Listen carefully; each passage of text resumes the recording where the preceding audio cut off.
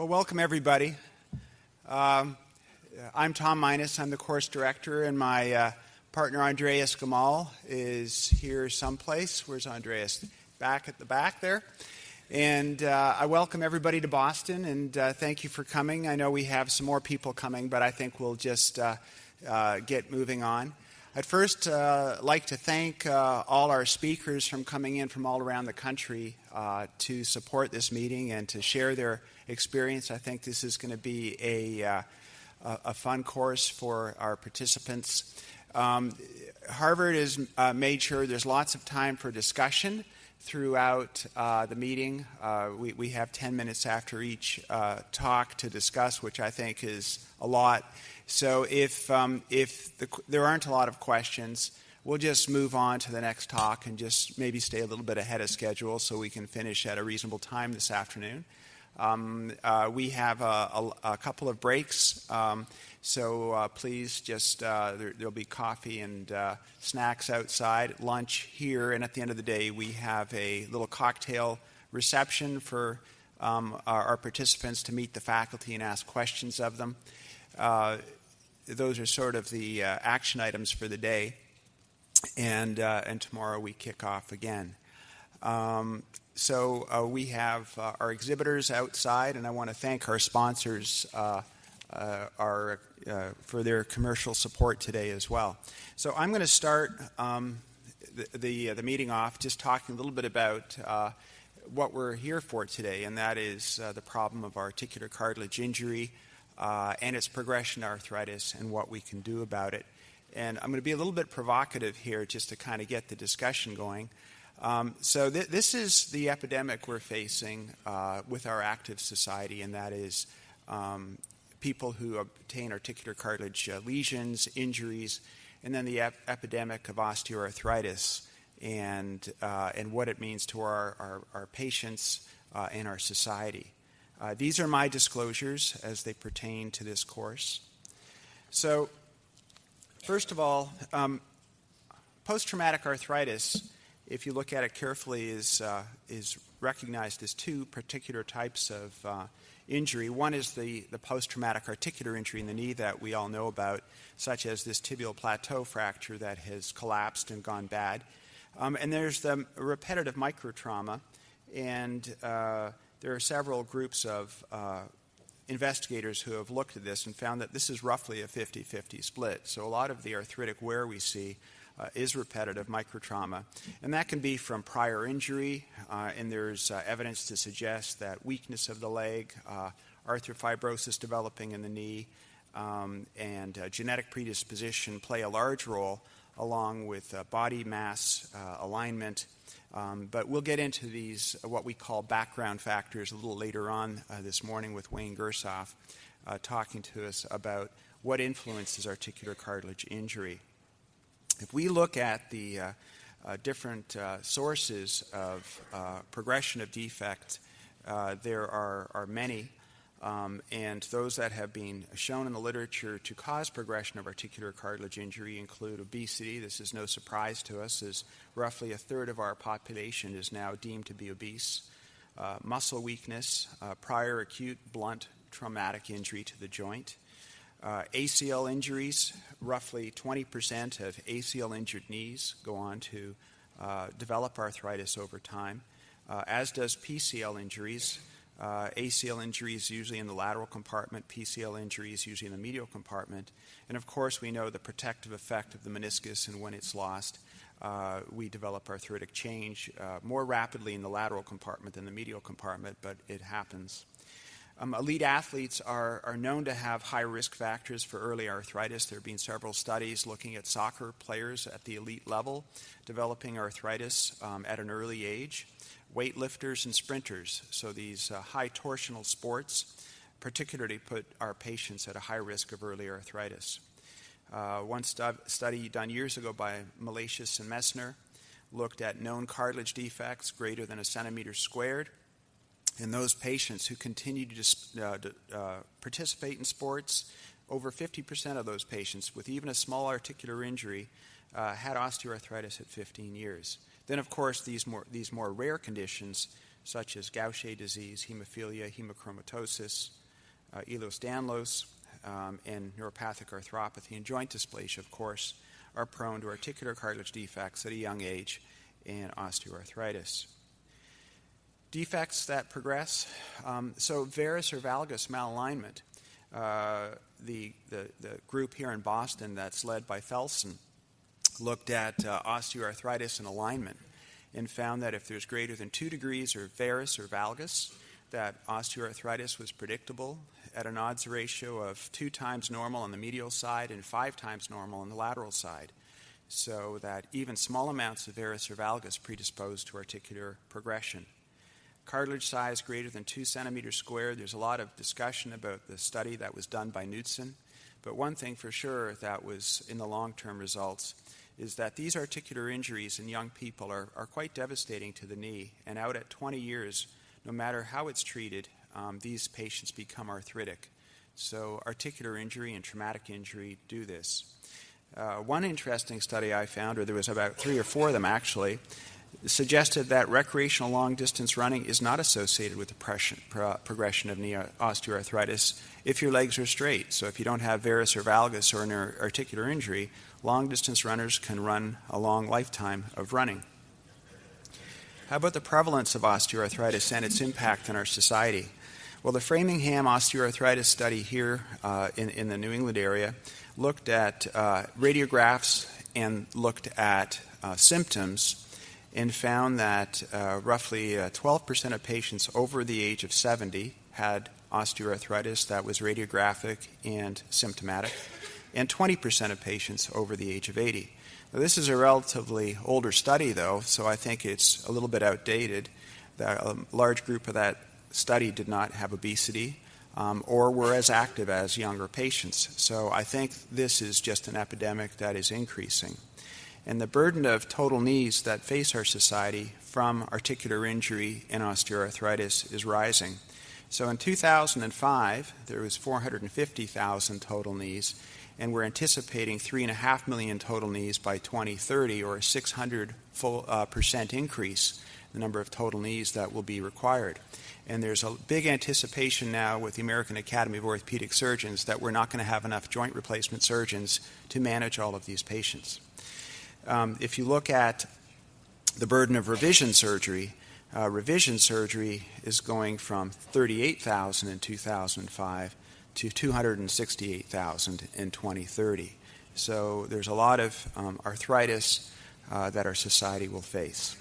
I want to start with a patient that is known to myself and Bill Bugbee and Lars Peterson, just as an example of what articular cartilage repair can offer us and putting that into the paradigm. So this young woman found Dr. Peterson, or her mother did, at the age of 14 years old, after she'd had a prior lateral meniscectomy in 1998. And at that time, she had a valgus knee, and she had kissing lesions at 14, I guess at that point she was 17 years old, in her lateral compartment, her patella and trochlea. So for a 17-year-old, a very devastating situation. Well, Dr. Peterson did, in Sweden, a varus tibial osteotomy to neutralize her axis and transplanted those 4 surfaces with articular cartilage. 2 years later, she came to me, and her opposite knee had exactly the same problem, and I did exactly the same surgery that Dr. Peterson did. And then she moved to California, where some 7 years later, at the age of 27, she now had progression in her lateral compartment again, and Dr. Bugbee did bipolar osteochondral allografts with a meniscal allograft transplant. So it's a lot of surgery, but this was a disabling problem. And today, in 2017, here she is, very active, and this is some 20 years later with excellent joint space preservation and functionality. So why is cartilage repair not in our mainstream treatment of things we do for our patients? Well, they are now obtaining longer-term results and becoming proven with the efficacy.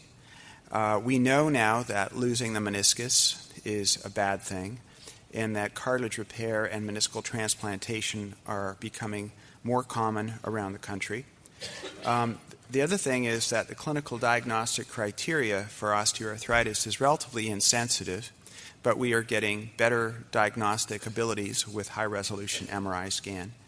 And current osteoarthritis treatment guidelines are biased against surgery. So we know that if we look at the traditional osteoarthritis care model, that basically it's palliation.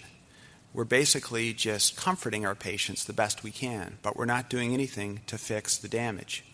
And these are the guidelines that were put forward by ORSI, Osteoarthritis Research Society. And most of it is education, weight loss, exercise, physical therapy, insoles, pills, injections, and just weight. To me, in a young patient, that's not acceptable, but that's the society we live in.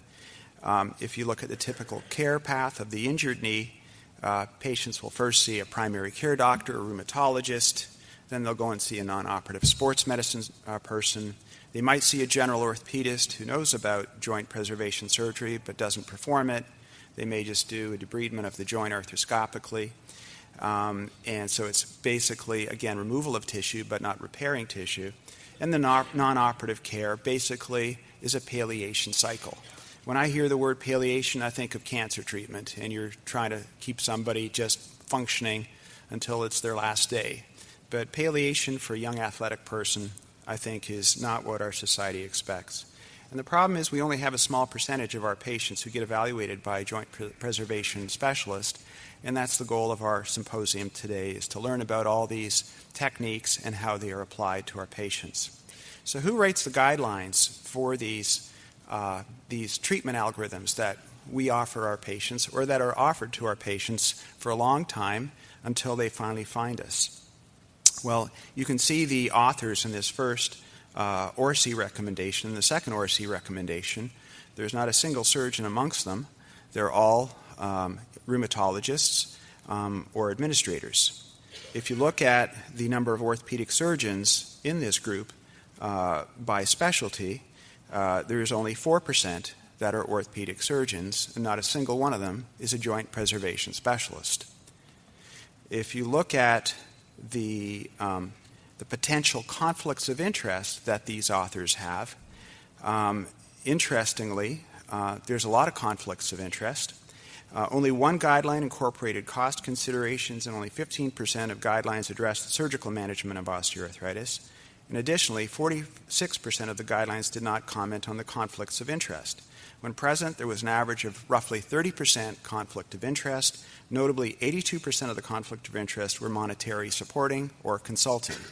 So the question is, we missed it. How come we're not in this discussion? Is this a bias against joint preservation surgeons, or just that we're too busy and we don't think it's our issue and we don't get involved? So I think it's time for us to get involved and start pushing forth what will help our patients. I thought this would be a good case to show as a start of our conference. So in 2007, we had our first Boston Cartilage Course with the Cartilage Research Foundation here in Boston. This is our second one. We've had them in Chicago and Arizona since then.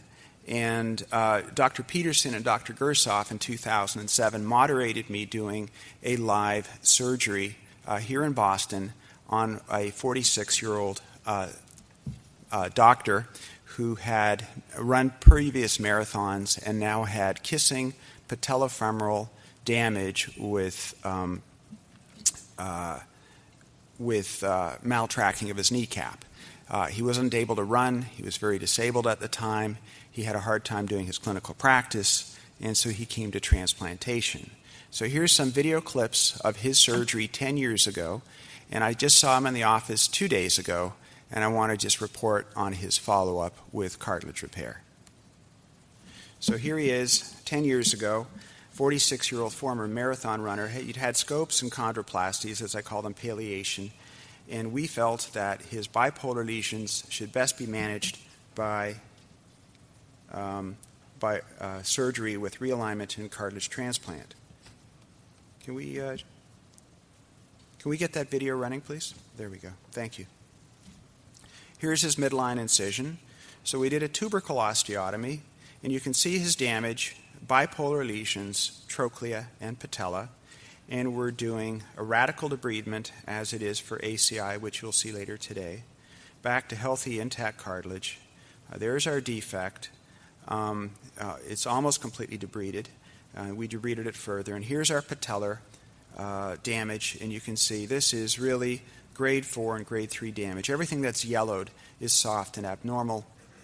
This is after the radical debridement back to healthy tissue, and this is then treated with generation 1 ACI. We harvest periosteum, microsuture it, and seal it, and then fill it up with cells. And here you can see this is roughly 40 millimeters by 15 millimeters, which is a pretty good sized defect. Realignment for this alone is not enough because, and here's the final microsuturing of the surfaces, patella and trochlea with tubercle osteotomy. So 10 years later, he comes back. He runs 10 miles a week. He's done 2 marathons and does 5,000 miles bicycling a year. This is what his x-rays look like. You can see his joint space is looking quite healthy on his skyline. You can see his MRI scan demonstrates excellent repair tissue fill, and his trochlear defect also completely filled. The sagittal view, patella and trochlea filled. And here's, can we have the volume on now, please? Discomfort at all. I do a lot of cycling, about 5,000 miles a year. I'm running a little bit, about 10 miles a week, although I'd like to try to increase that a little bit. Doesn't really bother me with any of my athletic activities. And it moves pretty good? It moves fine. You know, I have full range of motion. As we were just noticing, there's a little bit of crepitance, but that hasn't really changed over the whole 10 years. So that's his follow-up, 10 years later, a healthy joint and a very active and happy patient. So presently, as I was mentioning, 10 years later, he runs 10 miles a week on average. He was up to 30 to 40 miles when he did his 2 Boston marathons in 2014-15. He's now 56 years old. He says he's not interested in any more marathons. And as he mentioned in the office, he cannot remember the last time his knee swelled up with any activity. With the periosteal generation 1 transplants, we frequently had a little bit of crepitus with the transplanted periosteal fibrous surface, but today with the collagen membranes, it's rare to have crepitus. So that's my introduction. Carl Winalski is going to come up and talk about imaging, but I'm open for any questions. We have some time for questions.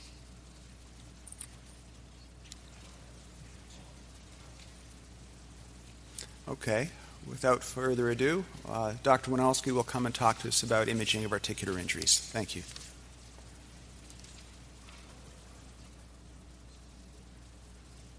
Okay. I want to thank Tom Minas and Andreas Gamo for inviting me and being part of this thing, this foundation, and also of this presentation. I'm actually going to be, I think I'm jumping ahead a little bit, and then I'm going to be showing mostly about cartilage repair today because the cartilage injury part may fit a little bit better with the discussion tomorrow about injury in different compartments. My disclosure is I consult for some cartilage repair clinical trials, but the money goes to the Cleveland Clinic, not to me, so that it's part of my day job. You've probably seen with the Mocart scoring after cartilage repair, and it's really relatively easy to fill out. But the main thing that people are looking for are the defect fill with volume and thickness, surface contour, also the integration of the repair tissues and subchondral bone responses that you have in terms of the edema-like marrow signal and cyst formation and osteophyte formation. So after cartilage repair, where you have this large defect, what you want to look at is whether the articular surface is restored, and that would be ideal.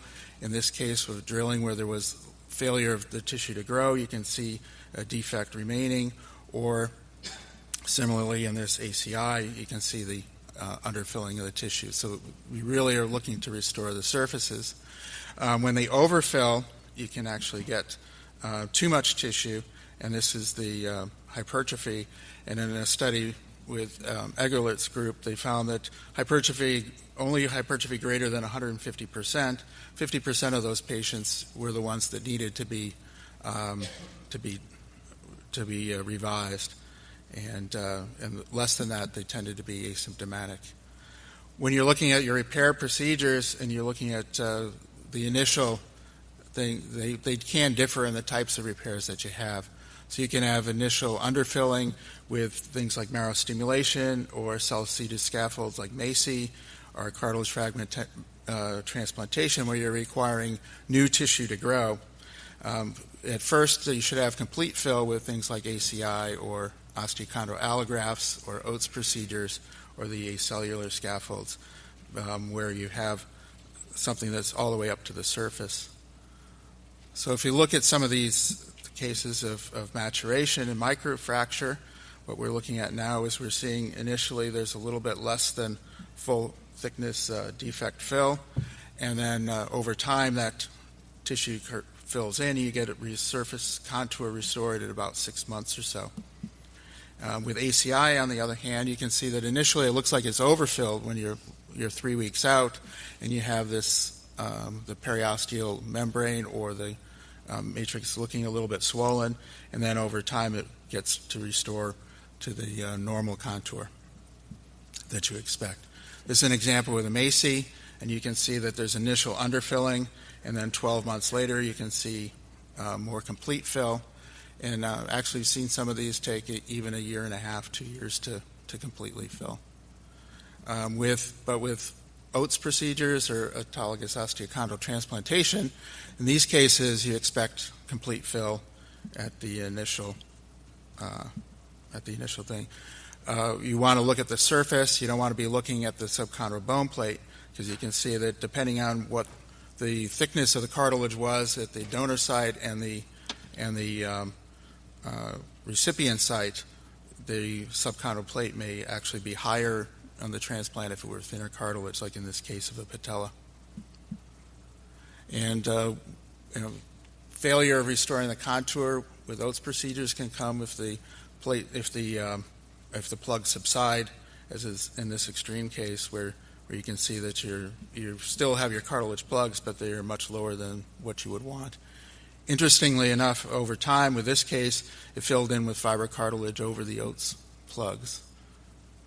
If we look at repair tissue to native cartilage interface, what we're seeing now is we want to look at the edges of and see if we have cartilage to cartilage integration. And we go back to that microfracture case, and at first, early on, you can see at the top at 3 weeks, you're seeing a thin line of fluid in between, so they have not gotten complete integration. But then over time, by 1 year, you're no longer seeing that interface, and you have good integration of cartilage to cartilage. That's what you want to look for. And this is a case where we did a mini pig study with Dr. Minus and Ilka Kiviranta, and we can see that the micro-MR of the specimen next to the histology, you can see great integration of cartilage to cartilage, and the zone of transition, while you can see that the repair tissue is darker in signal than the native cartilage, that interface is poorly defined and well integrated. This is a ACI that did quite well, and initially, once again, you can see that little line where it isn't quite integrated, and then that disappears over time, and so then by 2 years you can't see the line at all. And this was one of the first ones that we saw that line. I had told Dr. Minus that I thought it was not integrated, but when he went back in the scope, you could see that there was no way to probe into that little hole. So the periosteum over the top was intact, but the tissue hadn't quite grown cartilage to cartilage. Now, if you look at osteochondral transplantation, when you're putting adult cartilage next to adult cartilage, you're not getting that integration. And what I found interesting is that on MR, we really can't see, if you look at the top of that cartilage surface, you really can't see where that junction is very well. It might even be a little dark line. However, we know that from from studies where they've done biopsies afterwards that there's a failure of cartilage-cartilage integration with adult tissues, and you end up with a gap that we may or may not see. And so if we go back to a mini pig study, you can see the same thing here. On the micro-MR, you have this nice thin black line that you would have thought was perhaps integrated, but at histology it isn't integrated. And so this can be a little bit more challenging from our standpoint to know exactly what's going on, so we just have to know which type of tissue it is. When you do get a failure at that border zone, as in this patient later on, you can see that there is focused bone marrow edema-like signal where that fluid line is. And so I think that's your hint that you're not getting good integration there. And sure enough, at arthroscopy, this was an edge delamination, and you have a little flap of tissue there, whereas in the back it was well integrated, and you don't have that edema-like marrow signal there. So that can really be your friend. And that's when we get into bone integration. And with a good repair, at the base of your repair, you really should have pretty normal-looking bone marrow signal, and as you have in this ACI at a year and a half. With osteochondral allografts and with Oates procedures, what you want to see is restoration of normal fatty bone marrow signal in it, and also the integration between where the bone is growing to the bone at that interface. You also want to be able to see that there's no real abrupt change in the marrow signal. And I think also that CT arthrography can be very helpful here, especially in cases where you might have metal in place. You just, with the metals that people use, you don't get a lot of artifact on the CTs. So if you inject contrast into the joint, you can see the articular cartilage surface, but then you can also see the integration of the trabeculae with the allografts. When you have initially the ACI or articular cartilage repair is integrated and then you get failure of it, what you'll end up seeing is fluid signal going underneath it. There's usually associated edema-like marrow signal, and it looks like a cartilage flap in an injury, like in this case, and this would be a delamination with the tissue actually remaining in place. Once again, CT arthrography sometimes can be a very good technique to use. In this case, we had both an MR and CT arthrogram, and the CT arthrogram is a little bit more definitive because you can better see that thin line of contrast getting underneath the margin. And you can do CT and MR arthrography at the same time if you just mix the contrasts correctly, and you have both in the same facility, CT and MR. And if you do that, it's usually better to get the CT first and then the MR after, so that you don't lose some of that definition. This was a patient who had an allograft in their talus, and you can see that it's not sitting quite right, and it doesn't look like you've got bone integration. But once again, the CT arthrogram, I think, shows very nicely what the surfaces look like. You can see some angulation and some subsidence of one part of it there on the left, and then you can also see the contrast getting down into the area where it's not integrated. This was an interesting one where a juvenile OCD was treated with the same, the patient's native cartilage and bone was replanted, but they used Oates plugs to fix it into place. And so you can see in the initial one, in this area, these two plugs remain in place 4.5 months after. However, there was one that the top of the plug came off. And I've seen this also with some of the osteochondral allografts with the decellularized tissues. And I did this reconstruction in order to convince the surgeon that it really was the plug and not something else, because I think it would be very hard to get a defect this perfectly round. When you're looking at the subchondral bone, once again, edema-like marrow signal is one of the more important things to be looking at. And it's going to be expected in the early postoperative phase, but generally it resolves over time.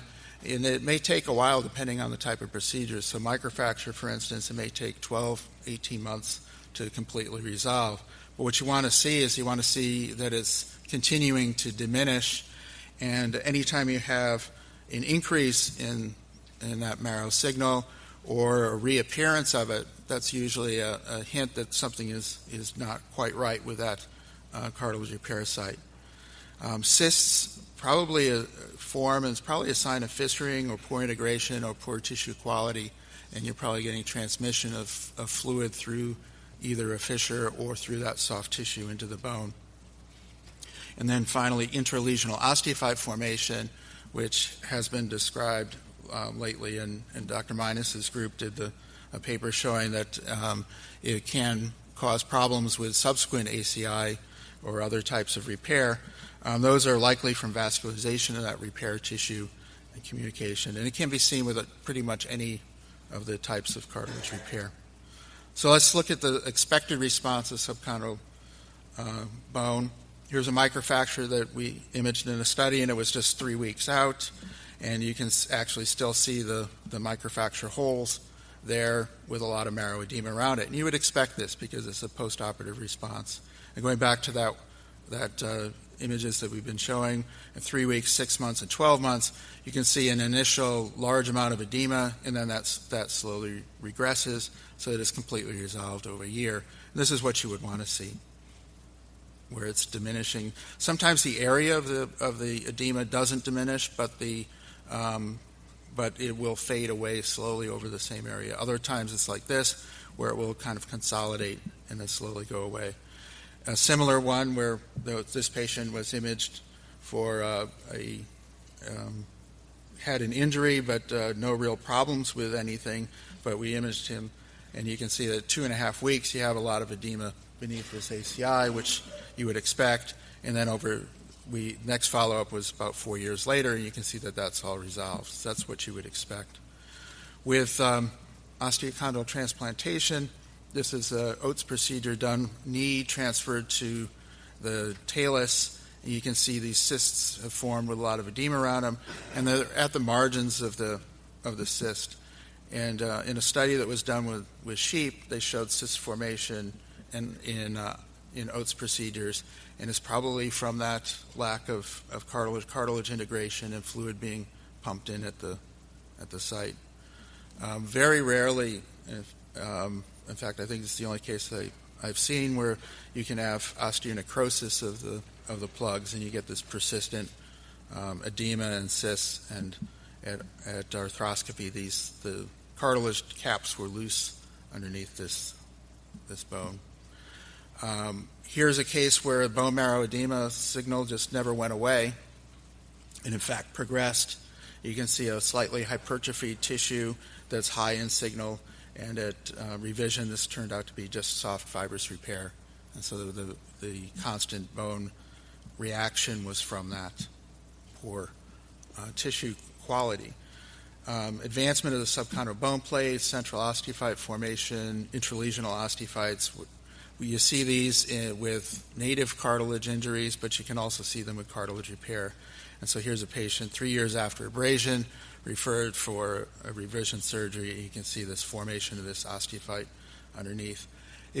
Some of these can be very hard to see if you have entirely fat-suppressed images, because the marrow inside of the osteophyte will be dark, and you may think that it's just bone or miss it. You can also have some non-repair site complications, and these can be either new lesions, of course, ligamentous injuries and such, or you can get adhesions as well. And here's a couple of examples. I like this one because a trochlear microfracture was done, and 9 months postoperatively, you can actually see that the microfracture site remains filled with tissue. However, there's progression of delaminated cartilage on each side of it, with that bright line that's underneath that you can see right there. And so those are new defects. And this may very well have been because of inadequate initial debridement. If you look, let me just go back. And if you look here in retrospect, let's see, you can see just to the right of that original defect, there's a thin line of bright signal at the base of the cartilage, and that's probably an area that was initially damaged but not debrided. Adhesions can be these broad bands of tissue. The ACI is on the patella, marked by the arrowheads, and then you can see the tissue that comes down, attaching the patella to the tibia and to the ACL. And these can sometimes be symptomatic. And we see adhesions, thin adhesions, quite a bit, but when they're thick tissue like this, it can be problematic. And also notice that it's much easier to see that tissue with a non-fat suppressed image. So I urge people to get sagittal non-fat suppressed images. Same is true with cyclops lesions in the ACL, that you may just think it's edematous fat or something, but it becomes more easier to see. The really problematic adhesions are like this one, where the tissue is actually growing over the top of the ACI. So the medial patella, that bright signal area, that's a early image of an ACI, and you can see this fibrous tissue growing right over the top of it. Okay, so I know that jumping to evaluation of cartilage repair may be a little bit out of order here, but I hope I've shown you the utility of imaging in that you can sometimes determine the cause of symptoms postoperatively. You can see poor integration of repair tissue, underfilling or tissue loss, delamination, hypertrophy, or non-repair structures that have abnormalities. And it can assist in the surgical planning or alleviating patient anxiety in moving forward. So thank you very much.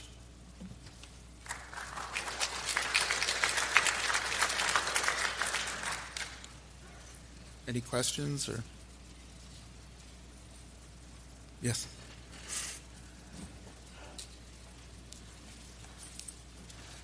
So, Carl, I wonder if you could maybe just talk a little bit about non-repair cartilage injuries, how sensitive are MRs to pick up articular injury, and how often you have to use contrast to help with that?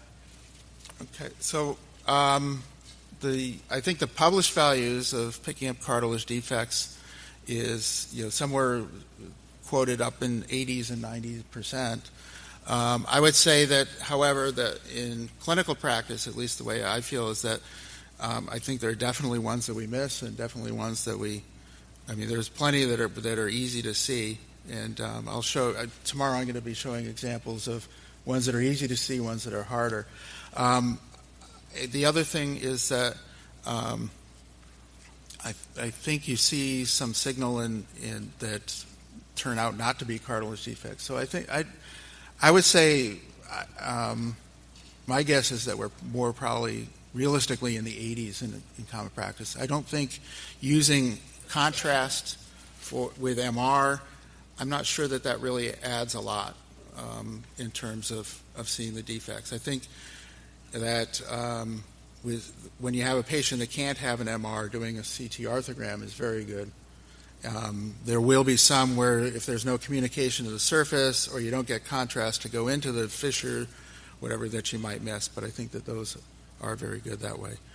Our hope for the future is that things like T2 maps and those sorts of things will help increase our specificity, because we may see something and just not be sure if it's really a defect or not. And I think that may be where the role of those are, is that suddenly if the T2 signal or the T2 map shows that it's a very abnormal T2 and you're questioning whether it's a cartilage defect, then you'll be more prone to call it. And perhaps it will help us with knowing the actual size of the defect that you'll need to debride in the OR. And then the other question I had is, when we were working together, we looked at developing MRI sequences that gave us really good resolution. And we used 1.5 Tesla magnets, and now there's 3.0 Tesla magnets. And when we did the 1.5 Tesla magnets with thin slices and long acquisition times, we had excellent resolution. So can you comment on, the orthopedist or the internist in the community, and they say, well, we don't have MRs that are that sensitive. Is it the MR? Is it the sequencing? what is it that they can do to get the best imaging to look at articular injury? Yes. So I think the main thing is getting that resolution, because a lot of the problems that we have imaging cartilage is that it's such a thin tissue and it's on a curved surface. And if you're doing perpendicular straight slices, there's nothing more difficult to image than a sphere, because you always have these problems at the edges. So high resolution, absolutely. If in order to get that resolution, you have to have good signal to noise. So that's where you need good equipment, and you also need good technologists and good protocols. So when you ask which of those is most important, it's all of the above, really. So if you have a 1.5 Tesla with a really good technologist and somebody who's really paying attention to the sequences, and probably even more importantly, that knows that you in particular need to have good resolution of cartilage, then that person might do better with a 1.5 T than somebody who's not paying attention as much at 3 T.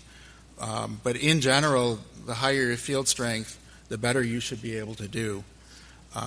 There also is the issue that higher field strength also has more artifacts from metal. So if you're doing a lot of osteotomies, then that can raise some issues at the higher field strength. Are there any other questions for Dr. Winalski there? Dr. Berman?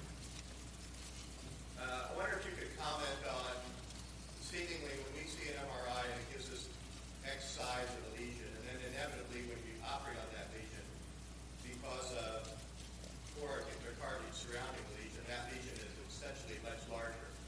So for insurance purposes, it would be nice to have a more accurate dimension of that lesion preoperatively. I wonder if you could comment on how we can get a better pre-op thought of a true size of the lesion. Yeah, that's something that that's a hard nut to crack, because what happens is if you have a lesion and it's filled with tissue, then it's harder for us to see, because we have to detect small little cracks or a little bit of delamination underneath.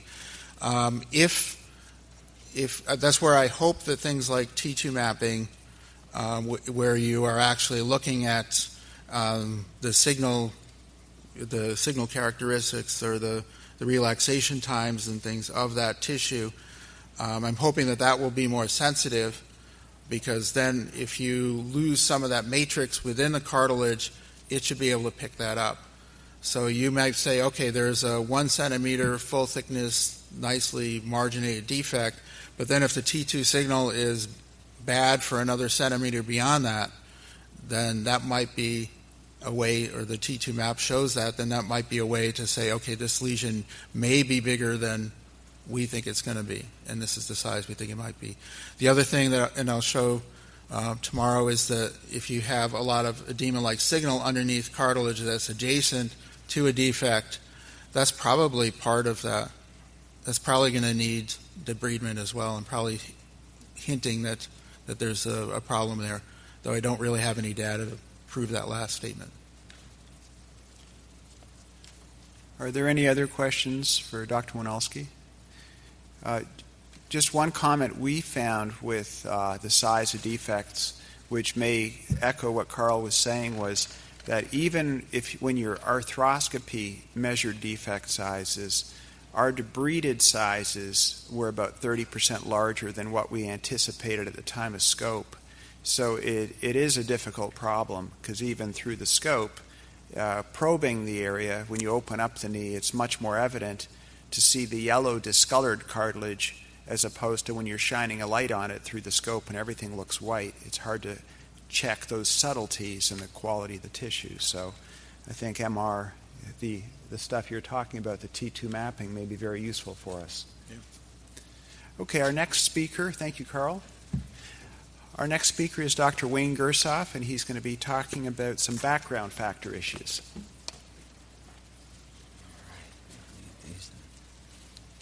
Well, this is the wrong talk. Could you put the other talk up?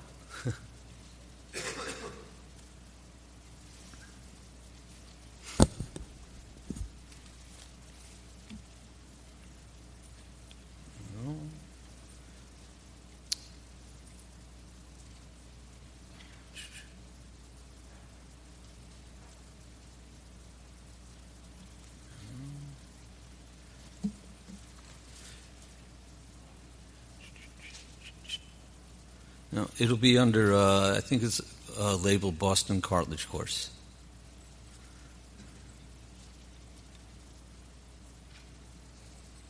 Yes, there we go. Great. So this morning I wanted to talk to you a little bit about how we assess these people that potentially have articular cartilage injuries of the knee joint. These are my disclosures. So the first thing to look at is that as we go through the day today and tomorrow, you're going to hear about all these different technologies that we can call the part of the orthopedic biosurgeon's toolbox. But I think what always impresses me when I see patients referred to me is how unaware we are of the fact that people could have potential articular cartilage injuries. So I think the first thing in looking at these patients is being aware. We need to be aware of how frequently articular cartilage injuries can occur, that the fact that they can cause significant disability, especially in young people, and they're really very commonly due to sports injuries as well as other types of traumas and can be associated with other types of pathology. So I think if we look at the etiology of how cartilage injuries occur, when we're assessing these people, it becomes very important. Blunt trauma, chronic instability, malalignment, meniscal deficiency, osteochondritis dissecans are all going to be examples of etiologies of how these injuries can happen. If we look specifically at different age groups, when we look at the youth group, one of the things we need to be thinking about is what could be their problems. Well, it could be an ACL injury, it could be an osteochondritis dissecans, it could be a meniscal injury. As we get a little bit older, we start looking at small articular cartilage defects that gets added to that combination. And as we continue looking, those articular cartilage defects become a little bit more significant. They develop more or less chondropenia, a kind of a thinning of the articular cartilage. And as we get to the older age group, we certainly start seeing the development of osteoarthritis. If we look, for example, at specific sports, we also need to consider this awareness of being the possibility of articular cartilage injury. So in American football, there was a 20% chance of cartilage injury. If we look at basketball and a study they did with the NCAA and the NBA, we can see, again, abnormal cartilage signal in MRIs of 41 to 48% of people. In soccer, they looked at this as well, and we could see cartilage lesions in 14 to 50% of soccer players undergoing ACL reconstruction. So certainly we need to be very aware of this. So then when the patient comes in, we need to look at what are we assessing. In the history, we need to look at, did they have a previous meniscectomy? Did they have an ACL reconstruction, previous osteotomy? And what type of prior management of their chondral injury that they had? You also have to take into consideration their lifestyle and activities, medications, allergies, family history, and I think we'll see more and more studies done more on the genetics of osteoarthritis as well, which will contribute to that. And we also have to look at what their commitment to rehabilitation protocols are. So what are some of the cartilage-specific symptoms that we may look at? And unfortunately, a lot of these overlap with general symptoms that we see in the knee joint. Yes, they'll have pain, but they have pain for a number of different reasons. And they might have specific pain with types of motion. It may be sharp or severe. It may be focal or assigned to a specific area. But this is part of the evaluation that makes you suspicious that they might have something other than just a meniscus injury. They may have actually articular cartilage injury. Other symptoms, very common in other pathologies that we see. So it may be not so much based on their symptoms, but based on their history as well. When we look at the knee examination, again, basic knee examination may be very similar to what we find for other conditions, a joint effusion, joint line tenderness, limited range of motion. But sometimes you kind of can feel that crepitus or that popping sensation, and that certainly might make you a little bit more suspicious. Obviously, you want to look at the joint stability as well. As Carl was just talking about, the imaging factors become very important, and you always want to start with basic x-rays.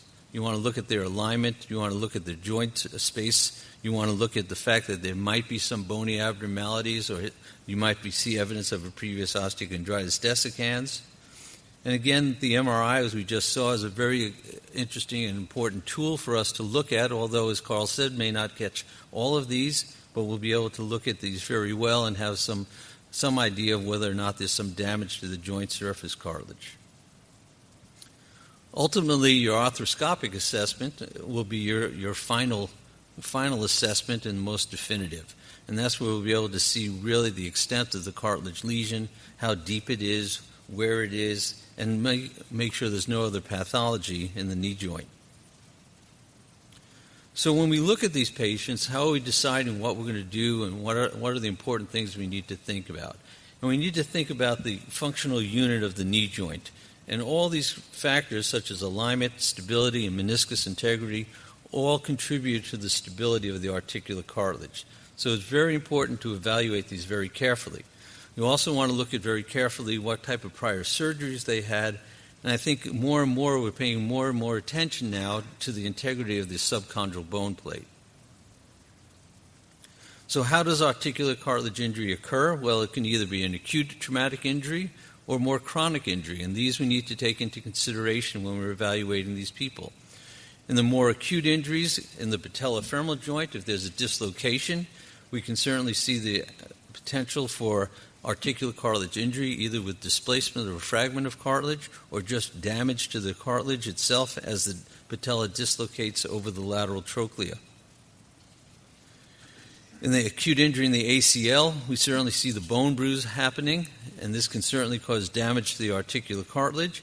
And you can also see traumatic focal defects happen as a result of significant trauma from that ACL injury. In the more chronic situation, we need to look at the joint stability, whether or not there's a functioning meniscus, whether or not there's any malalignment, and indeed whether muscle function has been impaired, and whether there's been repetitive impact loading that's made the condition worse over time. So again, if we look at these functional unit considerations, the joint alignment, we need to really pay very close attention, as Dr. Minus had started to mention in his talk, about the alignment. The incidence of osteoarthritis is much greater in people with varus and valgus malalignment. Very important, and we'll hear about meniscus transplantation later today as well. Preserving the meniscus is very important, and we pay more and more attention to that. We realize the fact that less and less is done about the meniscus leads to more and more osteoarthritic changes over time. And again, joint stability becomes a major factor as well. With ACL deficiency, we have increased shear loads across the knee joint. With PCL deficiency, we have shear loads as well. They affect different components of the knee joint, but all are damaging to the potential of the articular cartilage. So if we look at the way we look at this injury, if there's chronic joint instability, what happens? The kinematics of the knee joint are altered. It shifts the contact pressure across the knee joint, ultimately leading to cartilage loss. With meniscal deficiency, you can have peak contact forces increasing by 43 to 136%, and you can see increased osteoarthritis after 10 to 15 years. And we know from various studies, even going back to the original Fairbanks studies, that the result of losing a meniscus is the development of osteoarthritis in the knee joint. Malalignment, as we talked about, the more malalignment that we see, there's increasing the amount of stress on that joint, which will lead to breakdown of the articular cartilage as well. Again, I think it's very important for us to pay attention to when we're evaluating these people and deciding what we want to do and what they're candidates for, is looking at their subchondral bone. As we learn more and more about that, we learn that the intact and healthy subchondral bone is very important for the support of hyaline cartilage repair and growth. It's almost similar to having a road in the road bedding. If you just repair the road bedding and put something and don't repair the road well, it's all going to break down. So it's very important that we address this and recognize this when we're assessing these patients. And you must realize also that the etiology of why they have subchondral bone marrow edema is not going to be all the same. It can be from a vascular necrosis, it could be from an insufficiency fracture, it could be degenerative, or it could be a traumatic origin. And these are not all the same and are going to have different reflections on the articular cartilage. One of the things that I think is really important is pre-op counseling. It's a very important thing to sit down and do. If you have a known or suspected lesion, you really have to sit and talk to your patient about this. And this includes not only talking to the patient about the source of the symptoms and their limitation, the potential progression of their disease, and the relevant comorbidities if they have any. looking at all the different treatment options that are available, and explaining to them all the different diagnostic measures that may be very important. One of the graphs that I use a lot with my patients is this, I call it the knee quality over time, whereas on the top line, the light gray line is if nothing ever happened. The yellow line is kind of where I put them when they first start and then they get injured. And I tell them they have three options when we're looking at this. One is if they just keep on going with their activities, the dark gray line is probably what's going to happen. Their knee quality is going to go down very quickly.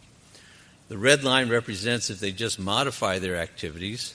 And the yellow line is if we do something, we're going to probably push them back up, maybe not as if nothing happened, but change their slope so that it's more normal, so that, let's say, this cartilage repair that we do lasts 15 to 20 years.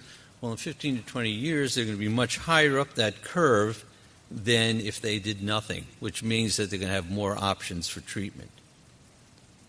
So ultimately, I kind of take the 4A approach. And I think the first thing we want to do is be aware of the fact that people can have articular cartilage injuries. The second thing is we have to adequately assess these injuries as well. We need to sit and talk to our patients about all the alternatives for their articular cartilage restoration, and then finally use our expertise as to advising them as to which treatment is going to be the best for them. Thank you.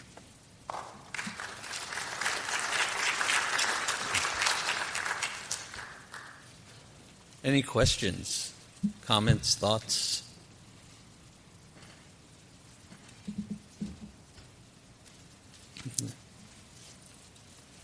So I think that was just an excellent overview of the background factors. So Wayne, I was curious. So we're looking at these articular injuries, and you're talking about these background factors and treating the entire background factors with the articular injuries. I think more and more of us are talking about not cartilage repair, but biologic reconstruction, as far as looking the whole person and where they want to go. The first question is, would you agree that's really the way we need to think about these problems? And the second is, where do you see different prior treatments affecting subchondral bone, and what sort of raises your antenna as to there's something going on with the subchondral bone that may affect what I do? So those are two great questions, Tom. And I think, overall, the things that kind of really raise my antenna, and I think we've learned more and more about the subchondral bone is especially things where someone may have had a prior microfracture, where there's certainly been evidence showing that the subchondral bone plate becomes injured. I think that becomes one of my biggest factors to look at. I think also looking critically at the MRI that they get is going to give us some evidence as to whether that subchondral bone is going to be intact, or is it dematous, or is it just kind of sclerotic in nature. Because I think the bottom line is that, again, if you kind of look at it, if you don't have that good subchondral bone, then we got to be thinking down a totally different plane as to oppose, well, if the subchondral bone is good, then we can just do something that's more resurfacing.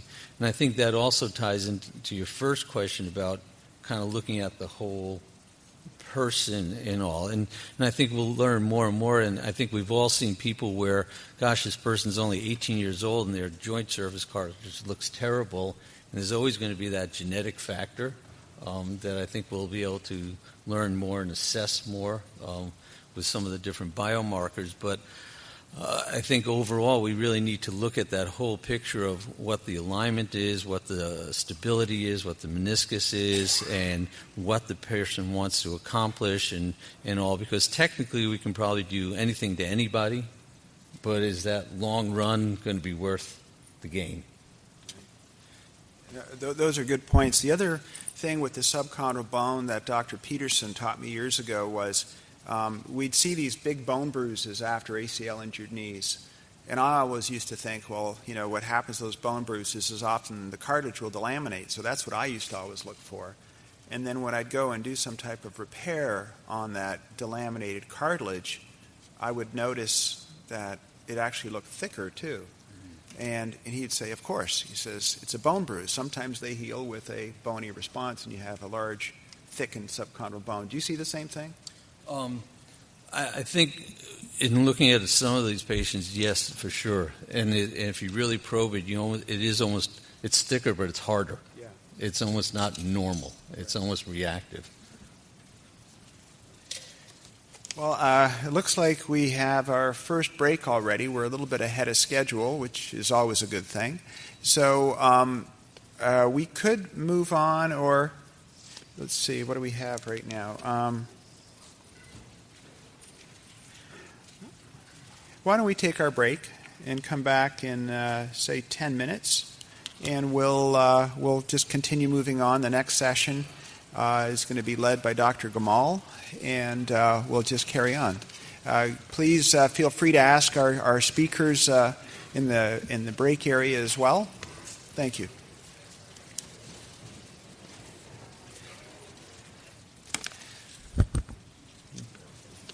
Good morning and welcome back, everyone. First, I want to extend my thanks for not just being the director for this course, Tom Minus, but he's also been an amazing mentor for, I'd say, the last 15 to 20 years. And he's really the reason why I'm in Boston. So he's taught me everything I know, which some people say is not that much, but that's not his fault.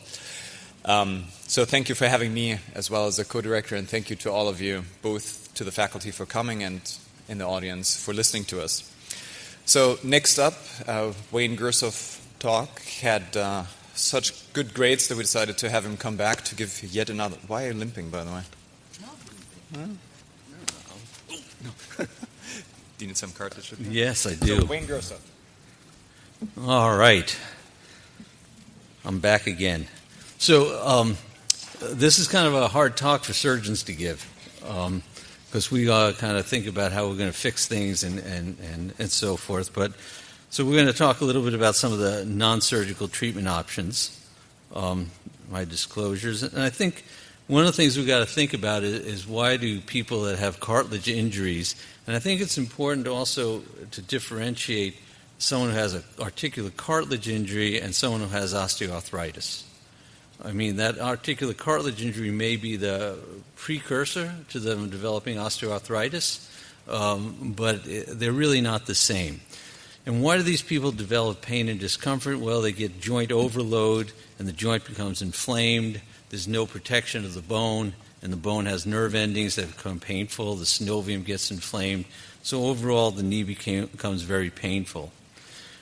I think one of the big things, and I think Dr. Minus alluded to this earlier, is that this idea of this kind of palliation. With these non-operative treatment options, what are we really doing? What is being treated? Are we treating the symptoms or the pathology? And more likely than not, we're treating symptoms. Okay, we're not treating that pathology. And the other thing you have to worry about is when you treat those symptoms, can the pathology become worse because we're masking the symptoms? And so it's not unlikely that we see a patient that we make them feel better by doing an injection or brace or so forth like that, but a year or two down the road, their knee has gotten worse, and then the symptoms return. And really the big question is, are we really simply delaying the inevitable? Are we doing a bridging procedure, but we're not changing what the crystal ball has to say for the future? But yet we still need to look at some of these things, especially in our kind of older patients that have articular cartilage injury that really has become osteoarthritic. So when we look at some of these non-operative techniques, we kind of look at this kind of a progression going up the stairs of different things we can do. So obviously, diet and exercise are always important. We can't get away from that. You know, we've all had that patient who comes in who's overweight and complains that their knees hurt, and you get an x-ray and they have some early osteoarthritis. Well, we have to look at those patients and say, well, the first thing we need to do is thinking about losing some weight. And if you look at that, each pound of weight can put up to 6 pounds worth of pressure on the knee joint during activity. You know, that if someone's 30 pounds overweight, that becomes 180 pounds of extra pressure on their knee joint. So diet and exercise is always going to be very important. And you want to lose that weight, especially if you're overweight and obese, looking at 5% reduction in the as a goal. And you have to break that cycle that happens with weight gain, the pain and stiffness, and then the disuse. And you kind of have to have a team approach to this. You really need to have these people talk to dietitians and nutritionists, and even some of the total joint surgeons will tell these people they actually have to go have bariatric surgery first before they'll even consider doing their total joint. Exercise we know is important. You want to do some type of exercise of moderate duration depending upon what your knee joint is. And those people that say their knees hurt so they can't exercise, first thing I do is I tell them, well, have you tried water therapy? Okay. And then they'll say, well, I don't want to get into a bathing suit because I'm overweight and all that. And, it becomes a kind of a vicious cycle. But encouraging these people to do some type of exercise is very important. What kind of exercise is okay? Well, it's kind of hard. You have to look at some common sense things to avoid further trauma. I think, in someone who has, and Tom talked about, for example, in marathon runners that they can go for a long time without osteoarthritis if they don't have malalignment, if they haven't had previous injury or previous meniscectomy. So if someone has had injury to their knee joint and so forth, I think you need to kind of minimize the running just because of the amount of impact loading that it is. And you have to avoid some of the higher risk activities, and you have to listen to your knee joints. You don't have to kind of push it to the fact that I did too much on Saturday, so I don't do anything on Sunday, Monday, Tuesday. So some moderation is always going to be important. We all use anti-inflammatory medications. Most of them are the non-steroidal type. And some studies have shown that they're more effective than just pure acetaminophen for knee pain. And we're all aware of all the different types of anti-inflammatories. People have used Tylenol, extra strength Tylenol, arthritis strength Tylenol. And there's definitely going to be some pain relief, but again, it's not treating the source of their pain.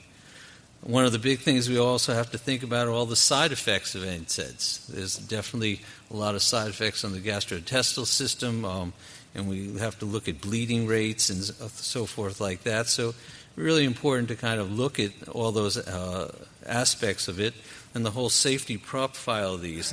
And some of the newer, let's say, anti-inflammatories are supposed to be less side effects on the gastrointestinal system and less cardiotoxic and nephrotoxic, but again, these have to be monitored very quickly, and a lot of times these are perhaps better monitored in a more timely fashion by people's primary care doctor as well. So a few things just about NSAIDs, probably more effective than Tylenol. However, there are much more frequent and serious side effects. You can kind of reserve these for inflammatory flare-ups. You don't want to necessarily put people on these for life. Using the lowest effective dose is important. And again, avoiding that long-term use about it. I can't tell you how many people come in and say, how many Advil can I take a day? And you kind of give them an idea, and they said, so is 12 too many? And yeah, 12 is too many. You don't want to be doing that. You want to look at the COX-2 versus the non-selective types, lower GI risk, but certainly not zero. People also talk about the chondro supplements, and it's an ongoing market. It's big business. There's a lot of money involved in it. And people, look about glucosamine, sulfate, chondroitin sulfate, and all these types of things. And certainly there's some scientific studies. It's fairly poorly regulated as well. In theory, what the chondroitin does is it inhibits some of the degenerative enzymes in the knee joint. Probably has some anti-inflammatory effect. It probably stimulates chondrocytes and synoviocytes metabolism. The big thing I always tell patients about this is that you can take it and it may or may not help you, but most of the evidence has shown that it's really not going to hurt you. I encourage people not to go to places like Vitamin Cottage and places like that where it's the same thing you're going to get at Costco, but it's about 10 times more expensive. But certainly something that you can use and all. The Academy of Orthopedic Surgeons came out with statements that they couldn't recommend it for patients, but I honestly have patients that swear by it and some that swear at it, so really can go over the way. The mechanism of action is really to kind of protect the joint It affects the proteins within it.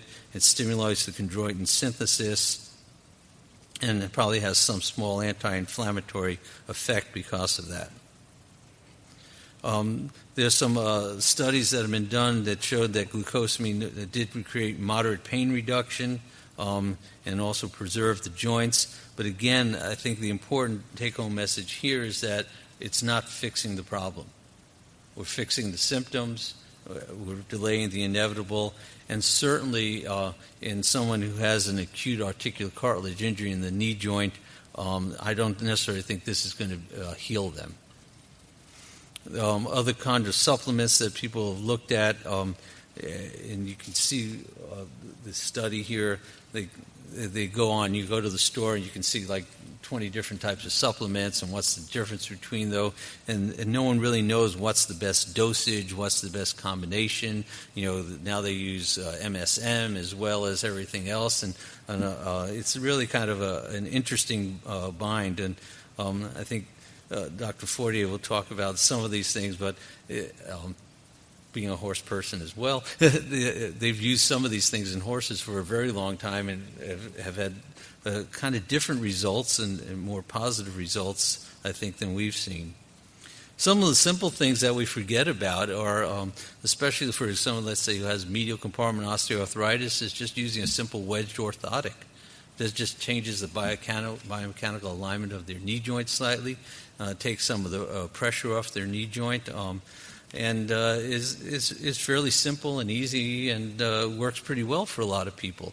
Again, symptom relief, not treating the problem. Again, using different types of energy-absorbing shoes, and I have no financial connection or advertising connection with the company Hoka, but if any of you have ever seen or worn Hoka shoes, they make such a difference in symptom relief for patients that have osteoarthritis. They're more cushioned, they're more designed to roll a little bit better, and that's a picture of them. They look a little funny, but I will tell you, I wear them all the time, and they're the most comfortable things in the world. And I've had patients, and they'll say, well, I can go walk now, just because it relieves their pressure. Bracing is always an interesting one. The unloading types of bracers, they tend to take some of that pressure off the affected compartment of the knee joint, whether it be medial or lateral. And certainly it does help some patients. I've had patients that have gone back to being fairly active in these. Again, what are you doing? You're just relieving symptoms. You're decreasing the stress on that part of the joint. So eventually it's going to break down. But for a lot of people too, I think the advantage of some of these non-operative techniques is that they kind of start to feel comfortable with the fact that, well, I'm going to try this, I'm going to try that, and when all these fail, I know I have to have my joint replaced. So it's an inevitable type of situation going down the road. But the bracing works really well. I think I encourage all patients to try that. If they don't want to have surgery, I think it works really well, and trying that in combination with an injection, again, certainly relieves their symptoms. The concept of physical therapy, we've learned more that it's just not strengthening the quads and the hamstrings. We need to strengthen the core and the abdominals. The motion of the knee joint starts from the core and the hips, so having those really strong, again, helps stabilize the knee joint, helps the mechanics of the knee joint. If the muscles are stronger, they'll absorb a little bit more of the load, take some of the load off the knee joint. Again, if anything, what that does, it decreases their symptoms, but it puts their muscles in better shape for when they have their joint replacement done. Injections are always a question. The intra-articular steroids, they decrease the inflammation in the knee joint. There's certainly evidence that shows that repetitive injections are detrimental to the knee joint as well. And some people have adverse reactions to that, especially people that are diabetic. It can really shoot their sugars up when you do the injection, so you have to be fairly selective about what you're doing. It does provide some short-term pain relief, It increases some of their function, but again, I always worry about, I just tell people come and say, well, can I get an injection so I can go play in this tennis tournament? Well, that's great. We're going to mask your symptoms. You'll play in that tennis tournament, then you'll be in about 3 weeks afterwards with worsening knee pain and so forth. So you got to kind of look at some of the options that might be better than that for them. There was just released an extended release corticosteroid called Xarelto that uses this microsphere technology that tends to have a longer, prolonged release of the corticosteroid with less reported side effects. So one of the big things that they showed, for example, in diabetics was that it didn't bump their sugars because of the slow release of the corticosteroid. Viscosupplementation is always a big one. The goal of the treatment with viscosupplements is obviously to improve the lubrication of the joint and decreasing pain, increasing mobility, again, but we're not treating the problem. It probably has some anti-inflammatory effect, some lubricating effect by production of hyaluronic acid in the joints. It probably has some mitochondrial protection, but again, it's not going to be the answer. It's not going to all of a sudden recreate articular cartilage in the joint. And there's a number of different products out there, and most of the real studies have really shown that there's really very little difference between the different brands. I personally prefer doing one injection. Patients prefer doing one injection as opposed to coming back 3 times for an injection. Unfortunately, one of the big things is that the Orthopedic Academy has kind of said that they will not endorse the use of hyaluronic acid, but I think for a lot of us, we may not see it in every patient, but certainly in the majority of patients, we see that there's some improvement in their symptoms.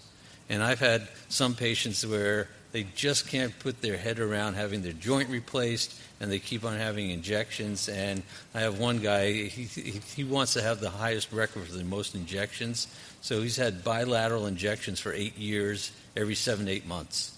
And he knows he's going to have his joint replaced, but he just feels that I'm not ready to do that yet.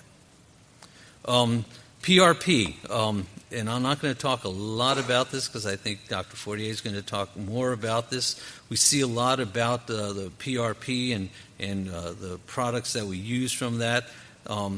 People, again, need to realize that the PRP, while it has some prochondrogenic and antichondrogenic effects, it has all these different cytokines and so forth, but we're still getting a true understanding of how that's going to work to repair tissue, but certainly people still have this misconception that they can get a PRP injection in their knee joint and it's the fountain of youth. Okay, and it's not going to happen.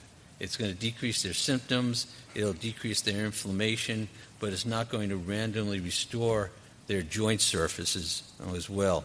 The big thing that really you have to think about is that not all PRP is the same, and what we've certainly learned is that higher molecular weight and higher white blood cell count is a little bit better in soft tissue treatment, whereas in cartilage probably lower white blood cell count is the same. So you have to know which PRP you're using for which purpose and so forth, and I think that people are kind of lining up to have their injections done, and people are not really necessarily knowing what to do and what the ultimate result is. I think we even get into a more confusing state when we start talking about stem cells, because everything is a stem cell. And patients, there's multiple advertisements that you see all the time. I just saw one when I was coming out here in the newspaper. I was reading about the Stem Cell Institute of America, regenerate your knee and restore everything. And people come in, and I'm sure everybody who's an orthopedic surgeon in this office and even a primary care doctor gets asked all the time, what about stem cells? What about stem cells? Well, I know, and Andreas is going to talk more about stem cells, probably more from utilization in surgery, but I think one of the misconceptions that people have is that the stem cell injection is also going to be that fountain of youth. Okay? And I think and there's a lot of people that are making a lot of money out of it too, and it's not improved by insurance. And so there's different types of stem cells, and one of the things that I'd like to always try to explain to people is that, the stem cells that you have in your body can form multiple different tissues. And by me taking that stem cell and randomly injecting it into your knee joint, how does it know what to do, where to go, and what you want from it?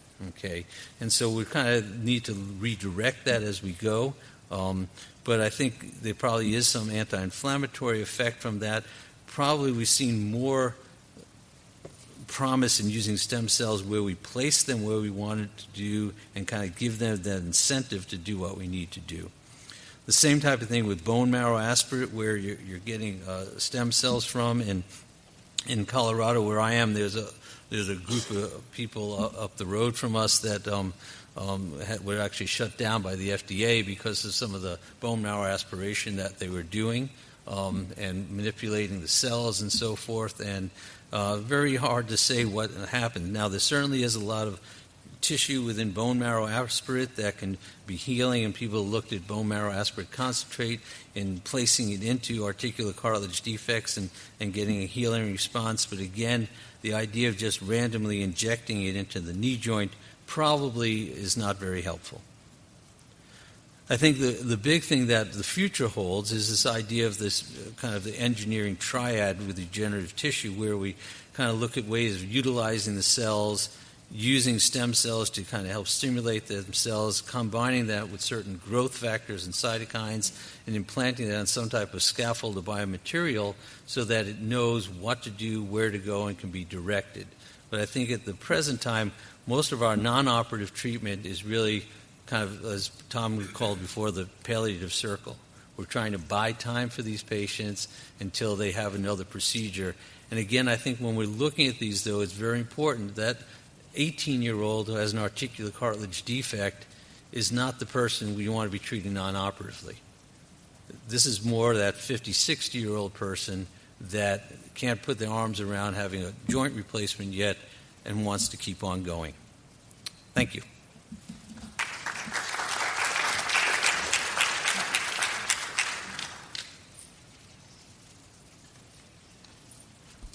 Any questions?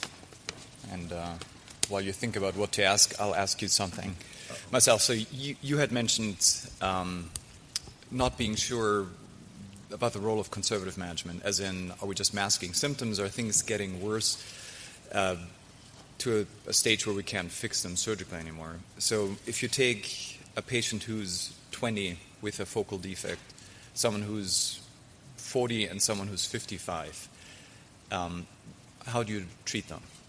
So how aggressive are you, surgery versus non-surgery? So just trying to make this practical.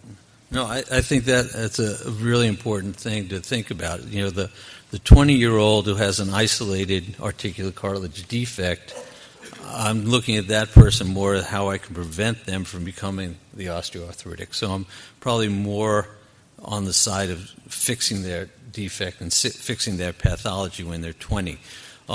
At 40, it really depends upon probably all the factors that we talked about earlier, where they're at in their life, what they want to do and what to accomplish. If they're bad enough where they might need a total joint at some point but don't want to do that yet, or you feel they're too early, then I think this type of intervention is really good. It just delays it till they're ready to do the next step. When they're 60, I think they have to realize that the crystal ball says they're going to need to have that total joint. And I think for a lot of those patients, it's probably worthwhile for them to try some of these non-operative treatments, and it buys them some time, but then it wears down, and then they mentally feel like, well, at least I tried A, B, and C, so now I can go ahead and have my joint replacement. Anybody could think of any questions?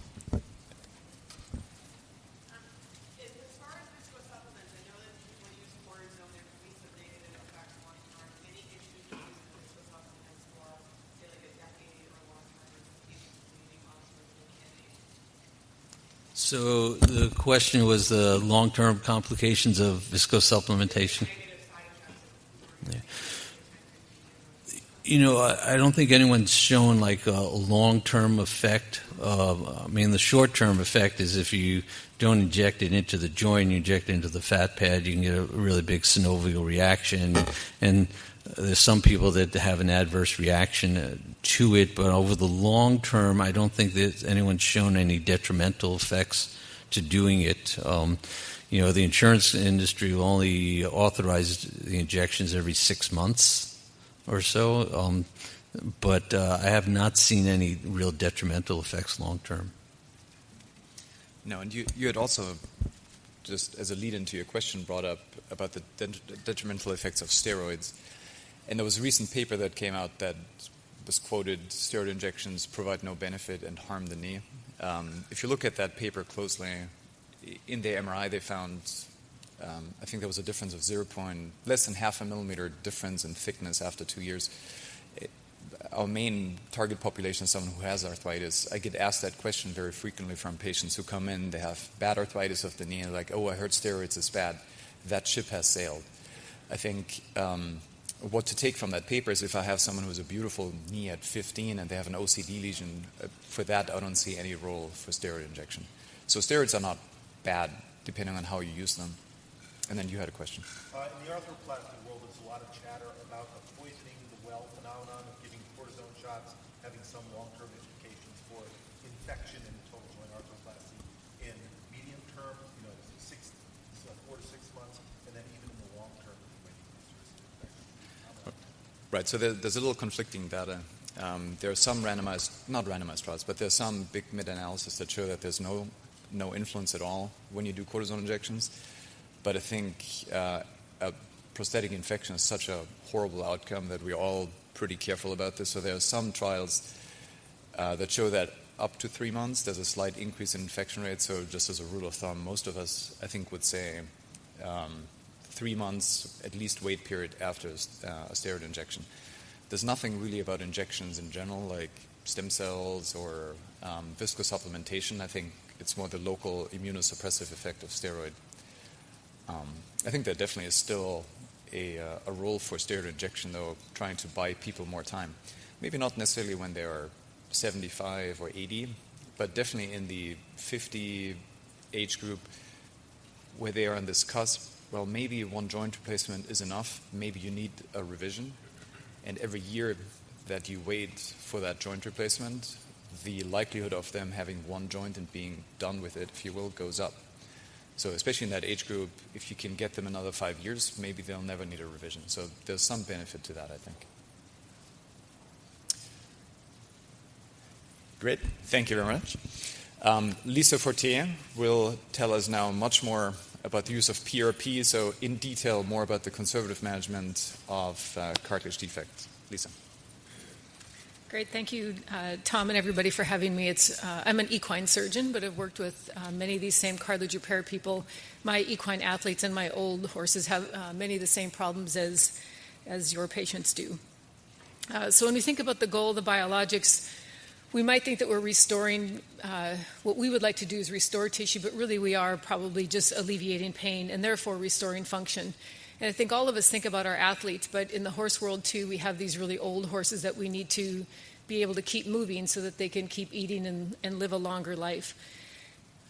Tom charged me with muscle, ligament, tendon, cartilage, everything in PRP. And I think the same stories start to repeat themselves. So how I tried to distill this down was to say that there's really strong evidence for the use of PRP in osteoarthritis. I think if people say that PRP doesn't work in arthritis, they're not reading. They're not reading current literature. For tendon, it's a little bit more sketchy. I would say that the data is pretty decent for upper limb, elbow tendinopathy, less so for things like Achilles tendinopathy. And then for muscle, the data is just further behind. It's the least used or least reported in the human world. So I'll focus mostly on the work that has been done in arthritis, and then throw in some tidbits on maybe some take-home messages for tendon. So why would we want to use these when steroids work? As an equine surgeon, steroids are really very routinely used. It wouldn't be uncommon for an owner to bring their horse to you and say, can you do his joints? And they're just routinely done every 8 to 12 weeks. We know that they get symptomatic really for sure, and these horses don't even have arthritis. But I would say that the corticosteroids, right or wrongly, get blamed for a lot of the breakdown incidences in horses, and it was a record high number this year for anybody who follows horse racing. There's over 140 horses with catastrophic breakdown, dead horses vanned off the track this year. And steroids get blamed. It's an easy thing to blame, right or wrong. This year at the Breeders' Cup, which is like our Super Bowl, really, it's an unprecedented level of drug screening. So even if you have steroids detectable, there's no tolerance level. You're detected, you're out. And every horse will be screened prior to the Breeders' Cup. So steroids in the horse world have really fallen away because you get a pretty hefty sanction as both the veterinarian and the trainer and the owner all get sanctioned if you're caught with steroids in the horse. The problem with all these biologics is just like Wayne talked about with the nutraceuticals, they're highly variable. They're not a drug. You don't know when you make PRP or you don't know when you make bone marrow concentrate that you're getting the same thing as you do when you take your steroids out of the shelf. And of course, remember that when you inject it into a knee, you're not just affecting the cartilage, but the synovial membrane, the meniscus, the ligaments, and all those things as well. And for sure, it's not a miracle. Many times if you're starting to use PRP or bone marrow concentrate, people will use this as a last resort. Well, steroids didn't work, so let's try PRP. And that's not how you should really think about it. It's an alternative for people that don't want to have steroids and they have early knee pain. Platelet-rich plasma and bone marrow concentrate should be an alternative, not a last resort. So why would you want to use PRP? We know that a lot of us think of these as off-the-shelf growth factors, but we did this study with Hannah Holmes in the laboratory where these are human mesenchymal stem cells in the middle. This is called in the Biddy chamber. And these are stem cells in the middle and platelet-rich plasma over here, and platelet-derived growth factor over here. And PDGF is a very strong chemotactic agent for stem cells. And you can see the cells in the middle, they have plenty of food, they have plenty of space, they don't have to go anywhere. But you can see they very strongly preferentially want to go to platelet-rich plasma. And then because we're watching these over 48 hours with tracking each cell, I can tell you that we can then average out where the cells are going, and you can see that these platelet-rich plasma, the stem cells have a directed migration towards PRP as opposed to the PDGF in the orange where they kind of just bump around. So I was a very big fan of bone marrow concentrate because I thought we were delivering a few stem cells, and then I completely switched over to platelet-rich plasma because I thought, well, we're getting more growth factors and we're recruiting stem cells, so why would I do a bone marrow aspirate and a concentrate and all those things? And at the end, I'll wrap it up and tell you why I went back to bone marrow concentrate and not so much platelet-rich plasma. So we know that we know that growth factors are very good for all of our tissues, but it's very difficult to obtain growth factors via the FDA. So this is really a low-burden way to deliver growth factors to our tissues. So we already talked about the other things there. So the top questions that people ask is which one's best? This high leukocyte or low leukocyte, which one's best for arthritis and tendon and ligament? How many times should I inject them? Should I do an ultrasound-guided injection, and how do I get reimbursed? My patients pay cash or my owners pay cash, so I'll leave it up to others to describe how they get reimbursed. Very easy to make platelet-rich plasma and bone marrow concentrate. You simply need a patient. And then a centrifuge to spin it. So in the horse, I usually take my bone marrow from the sternum. Horses have 7 very large sternal aspirates. This is essentially where the girth would go for a saddle. You can get it from the tubercocci, but it's much more difficult as the horse gets older. And then you simply spin it. And this would be very common from the same patient where this is the blood made in the Harvest Tech system. You harvest the buffy coat down here, and then the bone marrow, because you're drawing on the bone marrow, will have some red blood cell lysis, so this would not be uncommon for a bone marrow concentrate. One of the other things that we've been using since 2007 in horses, FDA approved actually for horses, is IRAP orthokine regenokine. The reason you've heard about this is because Kobe Bryant, JP II, A-Rod, lots of people went over to Europe to get this. Because this is supposed to be rejuvenate your life and all these things. And boy, if you have to go to Germany to get it and we can't get it in the United States, it must be really good. I don't know if you can read this horse's silk. His name is IRAP. When horses come into the clinic, because most of them look exactly like this horse, they're dark bay race horses, almost all look alike. So they come in with a tag that not only has their name, but what they're coming to the clinic for. So this horses don't actually get a name until they enter racing. They're called like the dam's name and then 2017, so it might be Lisa 2017. And then they get a name. So they named this horse because he came in for IRAP injection. And it's actually a really good horse. He's won hundreds and hundreds of thousands of dollars this year. That's how much we use IRAP in horses with FDA approval. Why you might want to use IRAP, if you have a macrophage and you incubate this with glass, you activate the macrophage or the monocyte, and what it does is produces this interleukin-1 receptor antagonist. What that antagonist does is bind to the same receptor that IL-1 could bind to. So if you have IRAP in excess, if you have the orange in excess, then IL-1 can't bind, and it can have as catabolic effects.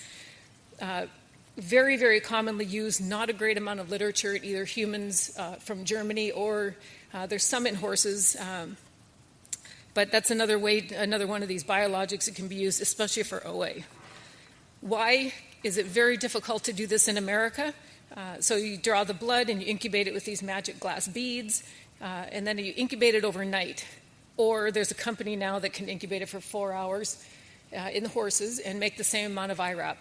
Incubating the blood with glass beads in America is manipulating blood outside of the body. So it's a real problem for most centers. If you work very closely with a blood center, you can make orthokine, but most places can't do that. So that's why you can't make it, and we can in horses. I want to speak a lot about this variability of platelet-rich plasma. So there's 2 ways that this can vary.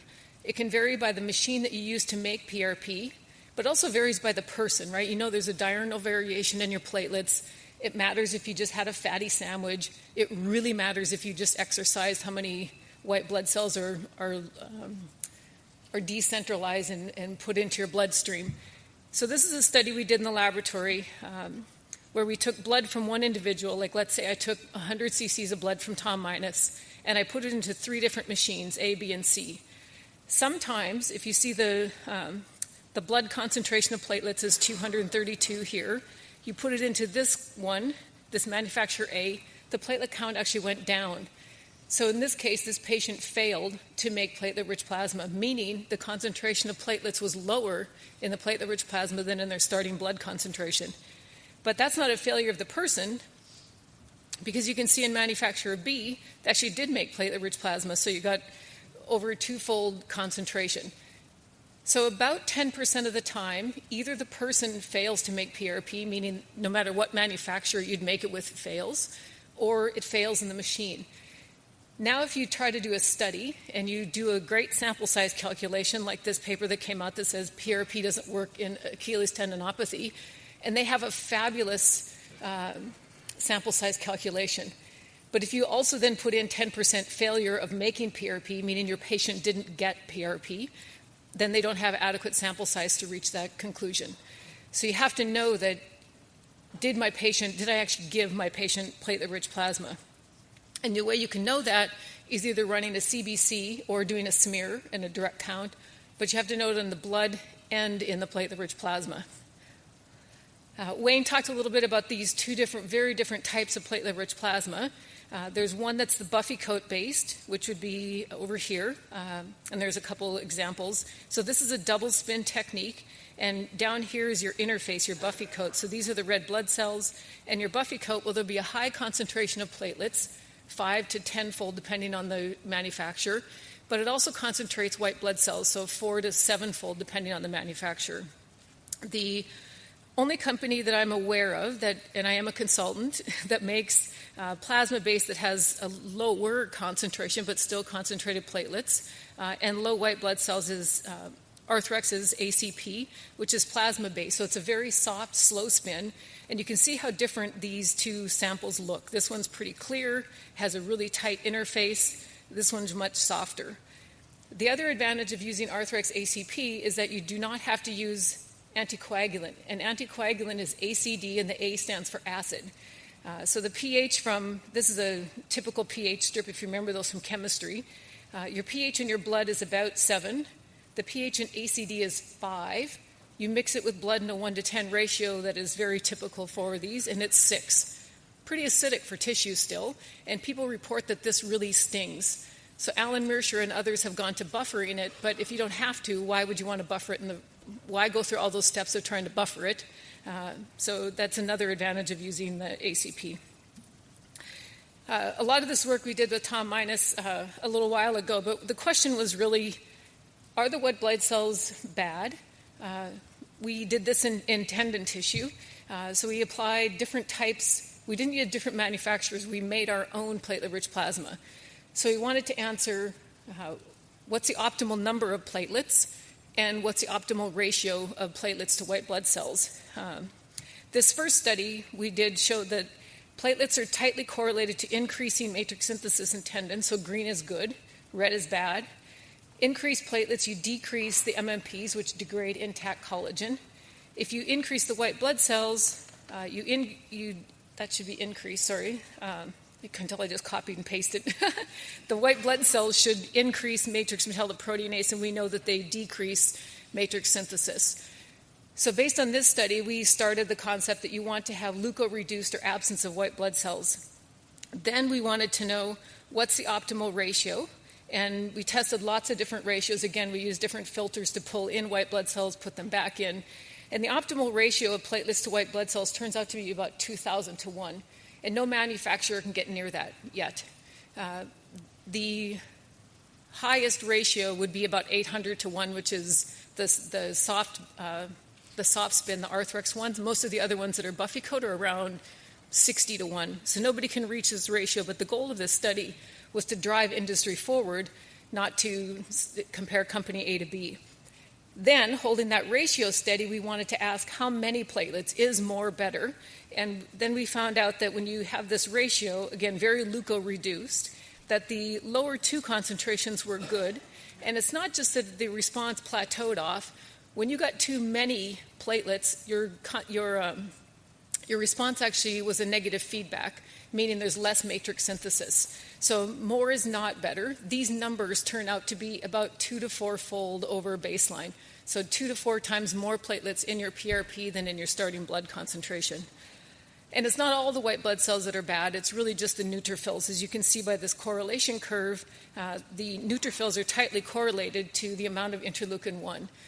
I would add that Martha Murray also did this really nice study where she took out the white blood cells and added back the monocytes. Remember, the monocytes are the ones that are important for making IRAP, but monocytes are really chameleons. They're probably also stem cells, and that turned out to be the best PRP. So the best PRP would really be neutrophil absent, but presence of monocytes. Daniel Saris and his company says they have a way that they can make that, so hopefully that's true, and we'll have that in our future. So I don't think that PRP is just symptom modifying. We did this study with Brian Cole where they shipped samples from humans undergoing total knee arthroplasty, and we put these tissues in combination. So it's not just, the more important thing to me in the joint than cartilage is the synovial membrane. So when you read studies that are only done with articular cartilage or just chondrocytes, it's not really telling you what's going on in the whole joint. And subchondral bone is actually more important than that, but that's not in this study. So in this study, we had synoviocytes in the base, and then cartilage, what was left of cartilage, fibrocartilage from the patient. So we had ACP, high molecular weight hyaluronic acid, and beta-methazone. The beta-methazone turns out to kill all of these unhealthy tissues. So you'll see that it falls out of the graphs, like everything died. So when we look at the production of hyaluronic acid by the synoviocytes, you can see that PRP significantly increases HA, even above HA itself. TNF-alpha is a known nociceptive, causes pain, and you can see that both PRP and HA decrease that. So now, and then MMP13, which is, everybody thinks about interleukin-1 as important for osteoarthritis, but that's really very, very early and it sets it up. But MMP13 is the one that keeps the vicious cycle going. And importantly, you can see that ACP actually decreases MMP13 as well. So we're increasing viscosupplementation, decreasing pain, and stopping, or at least slowing some cartilage degradation.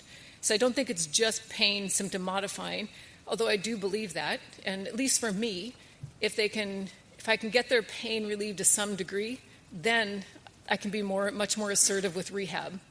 And I think the rehab is the more important part than any of these drugs that we get into them. And most of the time, if patients, at least in my experience, if they're going to come in and pay for PRP, then they're going to be more compliant to do their rehab. So does PRP work for OA? Yes. If you don't believe that, you need to read a little bit more. Sorry, Tom, do you want to take a picture of that? Anyone else? A little bit different. So in summary, for arthritis, I think you need to stay leukoreduced. If you can get a hold of Daniel Serres' leukoreduced but put monocytes back in, that would be wonderful. I think the story is a little bit different for tendon. I think it's different if we can get to tendons really early or if we have these degenerative tendinopathies. So we have some chance to help over here, and I'll show you some data that we have to support this, where it's mild to moderate tendinopathy early in the disease status. But once they're in this degenerative tendinopathy, I don't think any of these things are really going to work. One of the problems that we have more so in tendon than we have in cartilage is what is the status of the tissue. We use grayscale ultrasonography, cross-section longitudinal MRI. None of them really tell us what the molecular signature of the tendon really is. This is a veterinarian at the Japanese Racing Association, and the JRA is a very tightly controlled group. So they have fabulous data. It is, I don't even know how to do every horse. They know every treatment, every breeze that the horse did, every workout. They have data galore. And this friend of mine is using quantitative strain elastography, which is the same that they would use to look for breast or liver cancer. So the idea is that you can tell the difference in stiffness between tissues. So if you have a nodule in your breast, is it more stiff than surrounding tissue, then you're more likely to have cancer. So he's using this, and we're going to start using this. It's about another $20,000 probe to your typical ultrasound machine, but it's very tightly correlated. If you look up Yoshi's work, it's very tightly correlated to mechanical integrity, meaning tensile strength of tendon tissue. So at least we can get some type of biomechanical information of what that tendon tissue is like, which tightly correlates with your histology. So I think this is a huge opportunity in human and veterinary medicine to try and advance, to try and segregate out our patients. MRI can't do it, grayscale ultrasound can't. Where are you in your essentially Kellgren-Lawrence scale? Are you a grade 1 or a grade 4? And if you're grade 4, none of these things are going to work. So anybody who's in imaging, I strongly encourage to try and improve your method of imaging tendons. This is another study we did with Brian Cole where we got supraspinatus tendons from people undergoing total shoulder arthroplasty. And we tried to group these according to this Bonar score, where less than 3 is mild to moderate and 3 is quite degenerate. And you can see that there's fatty infiltration, basically fibrous tissue in these grade 3 tissues. This would be equine superficial profundus that would be normal. This is a same area of a horse that would have a subacute, and you can see the edema, and then these chronic tissues with this hyperemia of the peritoneum. So what we want to know is where your patient is somewhere in this scale, and you can't really tell from here to here on grayscale on grayscale ultrasonography. So what we did with these tissues with Brian was to put multiple different types of platelet-rich plasma on them. And if you are somewhere over here in the mild to moderate area, you can get some tissue regeneration. These tissues over here didn't respond to anything. It's not that they died, their DNA was fine, but the cells didn't divide. You got no more matrix synthesis. So again, this isn't a miracle cure. You need to figure out a way to figure out where your patients are in this histologic score, essentially. We know that in an early tendon lesion, this is work done by Linda Dahlgren at Cornell. If this is a normal tendon, we know that after a tendon injury, they're hypocellular and they don't have normal collagen alignment. But over time, they become quite hypercellular. So we have the opportunity to culture in veterinary medicine to culture stem cells and put them back in there. But I look at these histology pictures and say we have plenty of cells in this subacute stage. We just need to tell them what to do. So in my opinion, these horses just need platelet-rich plasma, but not stem cells. And then when do you treat them? And I thought, well, we do see very acute patients. In these high-level athletes, they'll come to the day that they get a tendinopathy. And I thought, well, I don't want to inject them early because there's too much inflammation present. But this PhD student, Bosch, did this tendinopathy injury study in horses, and he created a tendon lesion, and then on day 4, he injected the PRP into the lesion, and the lesions shrank much faster and resolved much better than those that got either saline at day 4 or platelet-rich plasma on day 14. So I've completely changed that, and this is our version of diclofenac. So my favorite drug is diclofenac immediately, and then we put Game Ready on them and inject them with platelet-rich plasma and get them into, I do really assertive rehab, because again, we get a plenty hypercellular response. It's just that we need to tell these tendon cells what to do, and tendons need to be loaded in tension. So that's walking, and horses go over ground poles and all those sorts of things to make sure that they're making the correct matrix. This is a study, a very aggressive study, and I just emailed this author because it was in abstract form in 2015, and I still haven't seen it as a manuscript, but he hasn't gotten back to me yet. What they did in this study was, this is acute Achilles tendon rupture, and they were repaired. And at the time of rupture, they took a biopsy and injected them with PRP, and then 6 weeks later, they did another biopsy. Not sure I would sign up for that study, but essentially what they showed was all the same things that I showed you in the early tendinopathy in the study that we did with Brian Cole, that if you treated them early, you reduce that Bonar score, so you really improve tendon healing. So I think it is something to do at the time of surgery in many of our cases for tendinopathy. This is from Sanchez Group in Spain, who do some really wonderful PRP work. There's a lot of data, so I just kind of summarized it in this little table. They looked at white blood cell high and white blood cell low, and then platelet poor plasma for healing of tendons. And I think in general what I would say is they're pretty much the same for causing tendon proliferation, but when you have these chronic injuries and there's no cells present, and it looks like that fatty tissue, maybe you do want to cause inflammation. So if you have a chronic tendinopathy, perhaps use a leukocyte high platelet-rich plasma for their ability to induce inflammation. But if you have an early tendinopathy, there's plenty of cells already there. My suggestion is that you use a leukocyte low because you really want to tell those cells what to do. You want that anabolic response. How often do I inject them? There's these studies up here that some say 1, some say 3, some say 1's better than 2. There aren't enough studies, and these are hard to do. How many injections are better? How I treat my patients, this is a patellofemoral joint injection in a horse. This is the most common disease that we see, injury to the superficial profundus tendon in a horse. I always inject them under ultrasound guidance, as you see here, so that you know that your platelets are getting to your site of injury. So I inject them the first time, and then when I see them back in 10 days to 2 weeks, I don't ask them, they can't talk. I palpate the tendon region. Do I think they're 50% better or more? And then ultrasound cross-section longitudinal. I think if they're 50% better or more, I don't inject them. And it's rare that I inject a horse twice now. If they're less than 50% better, then I'll re-inject them. If they still don't have a response, I certainly don't bother with the third time. And if they have absolutely no response to the first injection, I don't inject them again. And on every case, I don't want my patients to pay for a CBC on the blood and the PRP.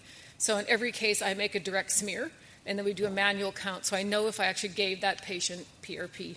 And it takes a tiny bit of training to do a manual count, but not very much, and we all have plenty of students to do them. So just need a plain light microscope. So as I said, I started out really loving bone marrow concentrate because of this study that we did with Hollis Potter for cartilage repair, and it was far superior to microfracture. And then people always asked, Brian Cole in particular, Lisa, isn't bone marrow concentrate just PRP with 1 or 2 stem cells? Might be, but that's why you hang around with smart people and you get more studies. So we did the study with John Kennedy and his friends at Hospital for Special Surgery in New York. And he's an ankle surgeon, and from 29 of his patients, they collected blood and made platelet-rich plasma. They also collected bone marrow aspirate and made 2 different types of bone marrow concentrate, just from 2 different systems.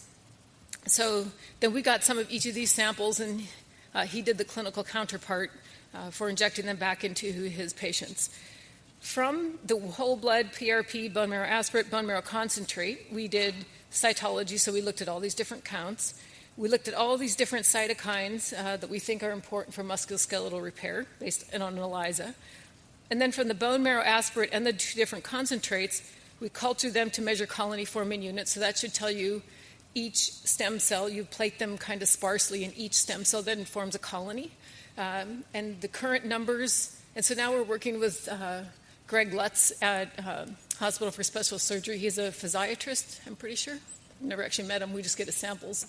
And we're doing multicolor flow. So in this study that I'm telling you, we cultured the cells because of the idea that there's so few stem cells. So now we're doing multicolor flow. So from the same sample, we can test 7 different markers for stem cells. And the numbers are actually more like 1 in 20,000 cells, not 2 million or 10 million are stem cells. So on your average bone marrow concentrate injection, you're getting about 40,000 stem cells. The problem is nobody knows how many you need. Do you need 1 million? Maybe you need 2, maybe 40,000 is too many. But that's the current numbers. We also did trilineage differentiation. People make you do this silly thing where you take stem cells and you torture them in tissue culture and you turn them into bone and tendon and adipose. Like, who cares if you make fat?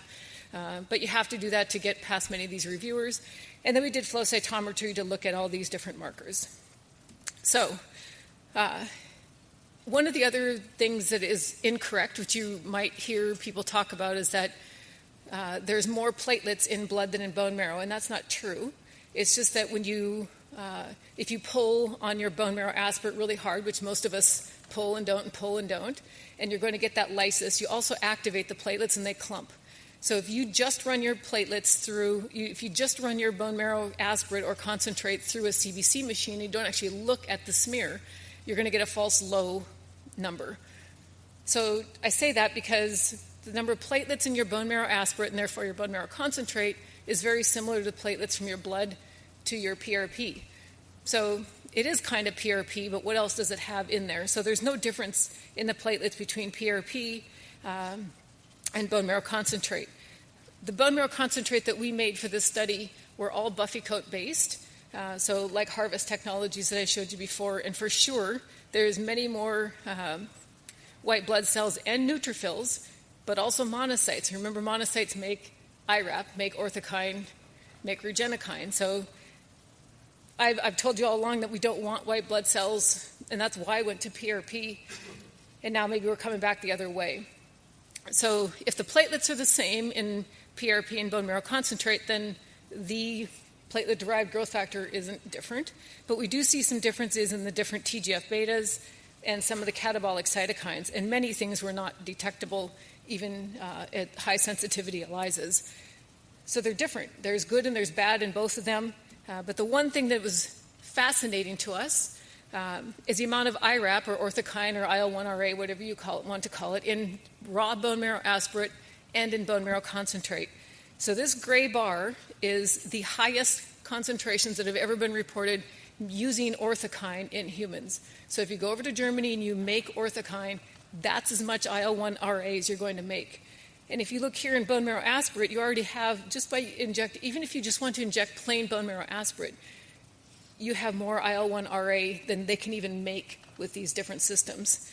Now you make bone marrow concentrate, you have made PRP, but you've also given 40,000 stem cells, and you've delivered a whopping dose of IL-1RA. The really important thing, as I told you earlier about IL-1RA, is you have to have it in excess of IL-1. And I told you that in bone marrow, there's more interleukin-1 than there is in PRP. But this ratio far exceeds I think the number that they think is important is 2,000 to 1, and this far exceeds it. So it's at way above therapeutic concentrations. All of these things are great. I do think they're symptom modifying. I do think they're disease modifying as well, but I think none of it as important as getting that patient back to rehab and weight loss.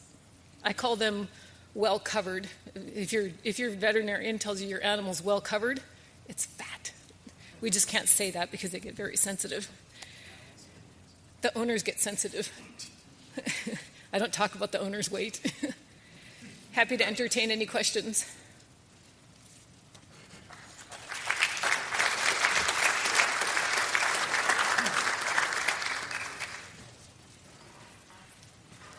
How do you not get killed?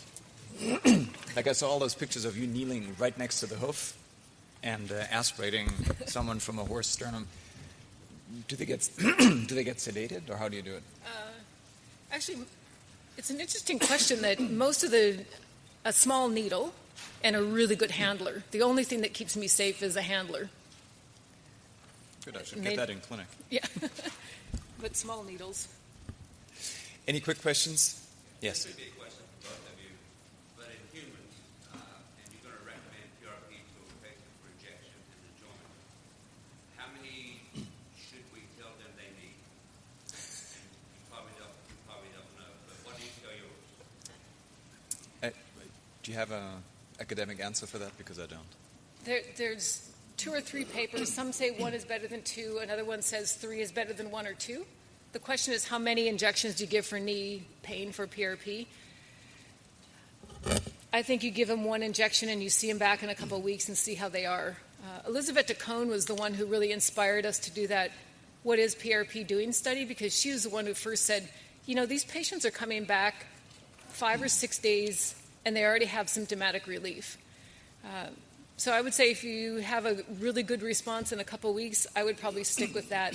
One of the concern I always have about platelet-rich plasma, if you already have a system, you're probably not going to go buy another one. If you have a system that has really high platelets, that's a lot of TGF-beta, so you could induce fibrosis. So I think if you have a realistic expectation and the patient's moderately happy, I wouldn't do a second injection. What do you do? Oh, clinically, I think if you do 1 injection and you get, similar to what you said with the horses, you do 1 injection, you get no response at all. I don't think there's any harm trying again, because sometimes it just doesn't go where it should go. If they have a good response, then there's no downside to doing more. But for me, I don't tell them they need 3 or they need 5. I think it's more based on how does that individual patient respond to your injection. Thank you. Thanks very much. So I have a little bit of a sore throat, so my voice might be breaking. I'll talk a little bit about stem cells for cartilage repair factor fiction. This is not a very basic science in-depth look. This is a little bit more how we can use this in clinic. I do work with one company, NewTek, and they are in the amniotic stem cell business. So I'm not totally conflicted, but somewhat. I'll go over the non-surgical treatment options for OA and how we can use stem cells maybe for that. Then how can we use stem cells for actual cartilage repair, so for surgery. And then also how can we use it to maybe juice up existing surgical interventions. So the non-surgical treatment of OA, you've heard a lot about that. And the challenge that we have is there's a very big percentage of our patients who are tweeners.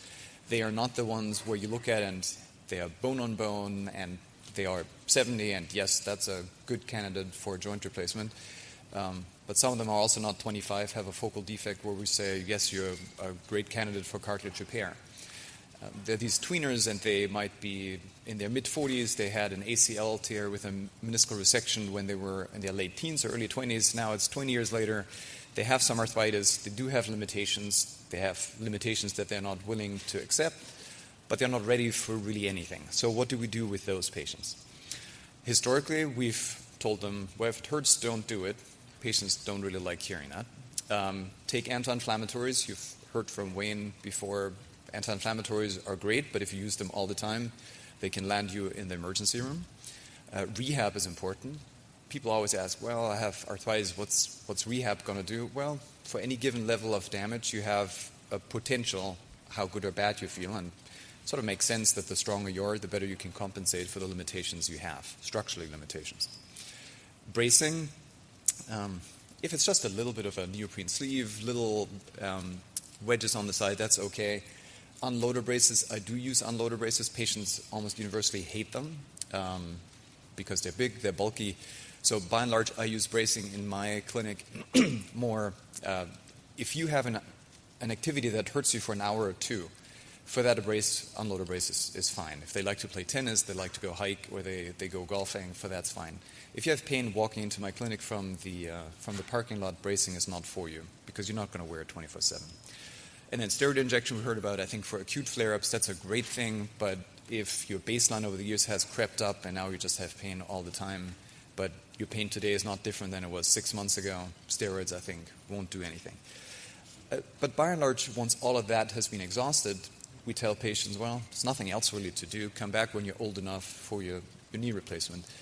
And if that's in a 7-year-old, that's one thing. But if that's in someone like this guy, it's a problem. And if you look at the x-rays, it looks catastrophic. There are loose bodies all over the place, and he has bad patellofemoral arthritis, but he's 26. So what happened back in 1999, he had a single patellar dislocation, and there's something weird about his biology because his other knee is totally fine, and that one-time trauma, which is not even that bad, set off this weird biological reaction, and he has horrible arthritis.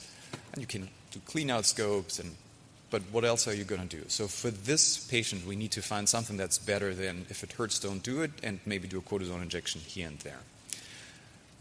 But why do they hurt to begin with? Because sometimes you see these patients who come in and you cringe at the x-ray of, let's say, their left knee, and they're like, no, I'm here for my right knee, which on x-ray actually looks fine. That arthritic knee, that I've had that for 10 years, I can run with that, but it's the meniscus tear that really hurts me. It's really hard to explain to patients why that is, why there's something that structurally looks really bad, sometimes not hurt. And I think the difference is biology. So you can have structural damage and you can cope with that, but if you add biology, if you add inflammation on top of your structural deficit, then you're in trouble.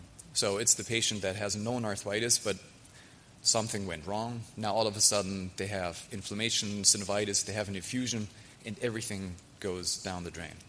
If you can get them out of this inflammatory cascade, you might bring them back to their compensated stage, and yeah, the x-ray still looks bad, but now they can be functional, they don't have much pain. So what can we do to intervene in this inflammatory cycle? Well, steroids, we talked about it. It's probably the most effective thing for an acute flare-up, but it's also very time-limited. 2 weeks, maybe, and then the inflammation comes back. Unless it's just a one-time flare-up, and then you might be good for a year. But it's not that your steroid suppresses the inflammation for a year. It's just for a year they don't have another flare-up.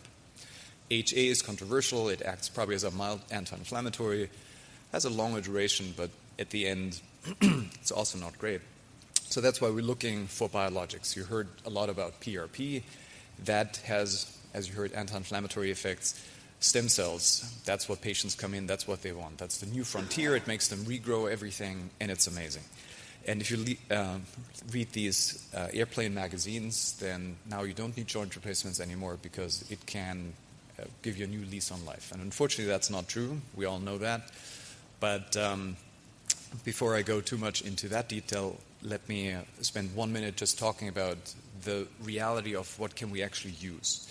So you've heard Lisa mention before, there are certain ways to produce IRAP, for example, certain ways where people have to fly to Europe because they can't do it here in the US. Why is that? Well, it's the FDA. So the FDA tries to keep us safe. Sometimes they maybe go a little bit overboard, but they have loopholes. Like every regulation, there are loopholes. And if you look at the new developments, especially in cartilage repair in the last 10 years, most of that really was in the allograft realm. The reason why it's in the allograft realm is because there's one particular loophole that's called this 361 pathway. It's referred to as minimally manipulated tissue regulation.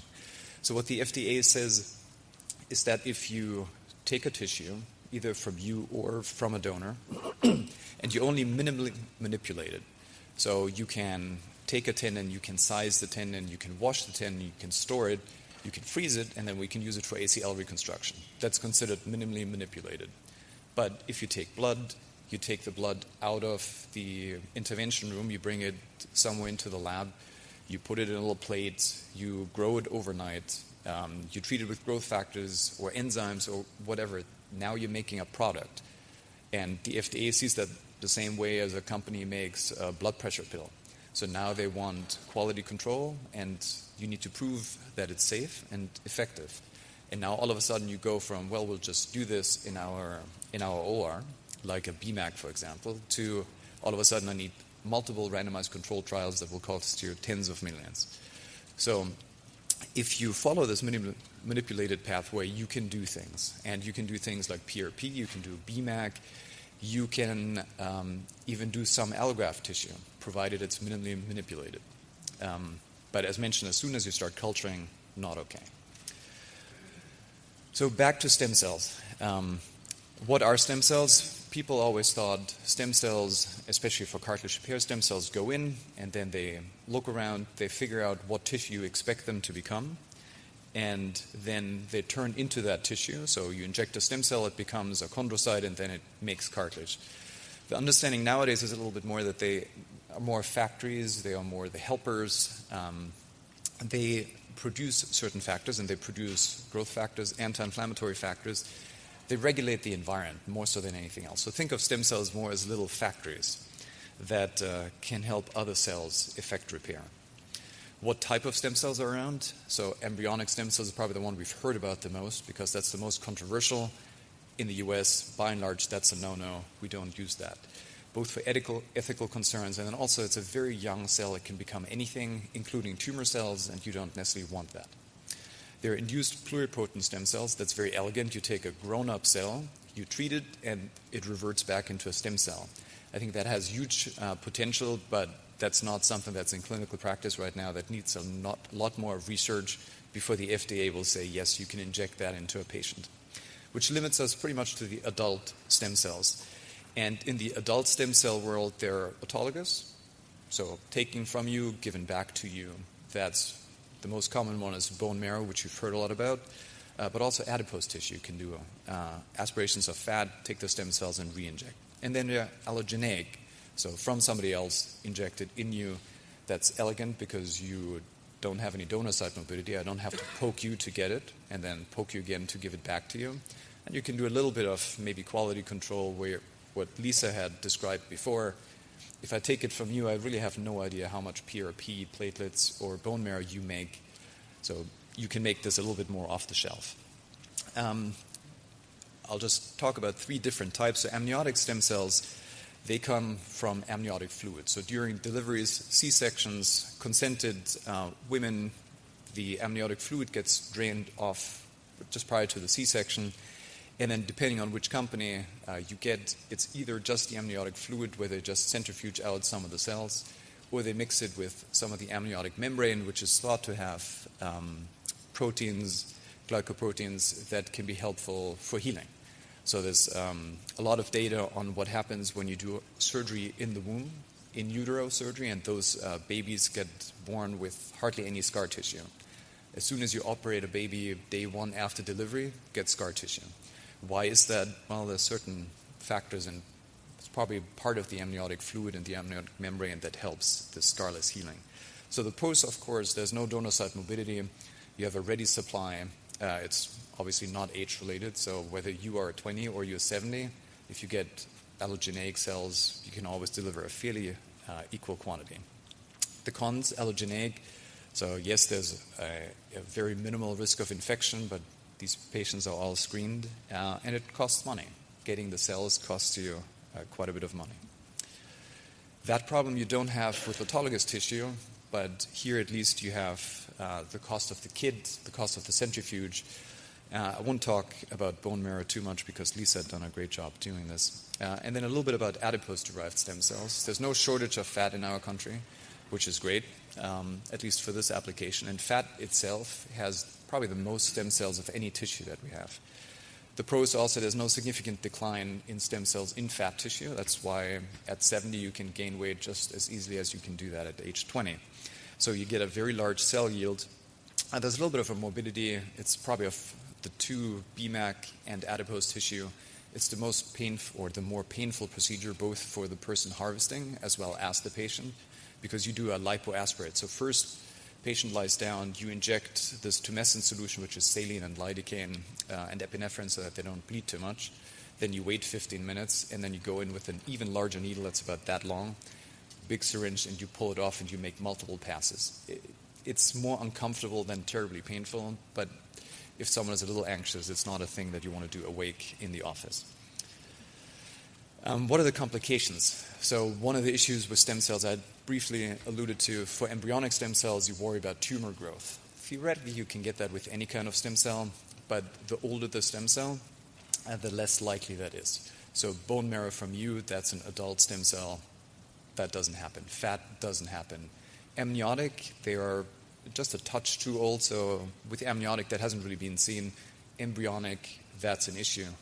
And there was one publication in the New England Journal of Medicine a year ago that was somewhat scary, where a patient who had a stroke, had mild residual symptoms, essentially traveled the stem cell clinics of the world to get multiple injections, including embryonal stem cells, allogeneic, into the spinal cord, and then developed increasing symptoms, and they found that patient developed a tumor, and when they did a genetic workup of that tumor, it was genetically not the patient. So this was something that was imported with one of the injections. That's why, yes, things can happen, but that's more if you do crazy things, embryonal stem cells, which are not available in the US anyways. The stem cells that we use currently, there have not been any cancers, tumors reported with that.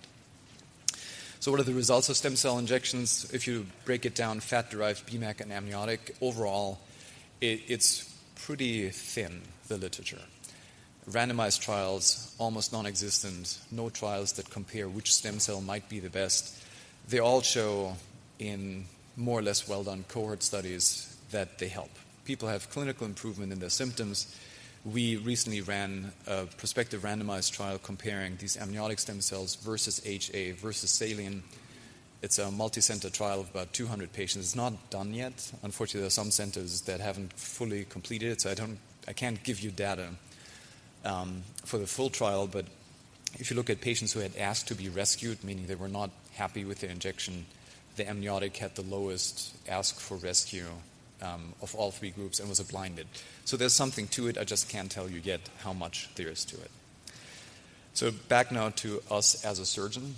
How can you use stem cells for surgical tissue repair? This is not really a stem cell. This is, I would call this more an improved marrow stimulation. That's what Lisa had mentioned before. So you do a bone marrow aspiration, you clot the marrow clot, and then you implant that the same way we implant, let's say, ACI.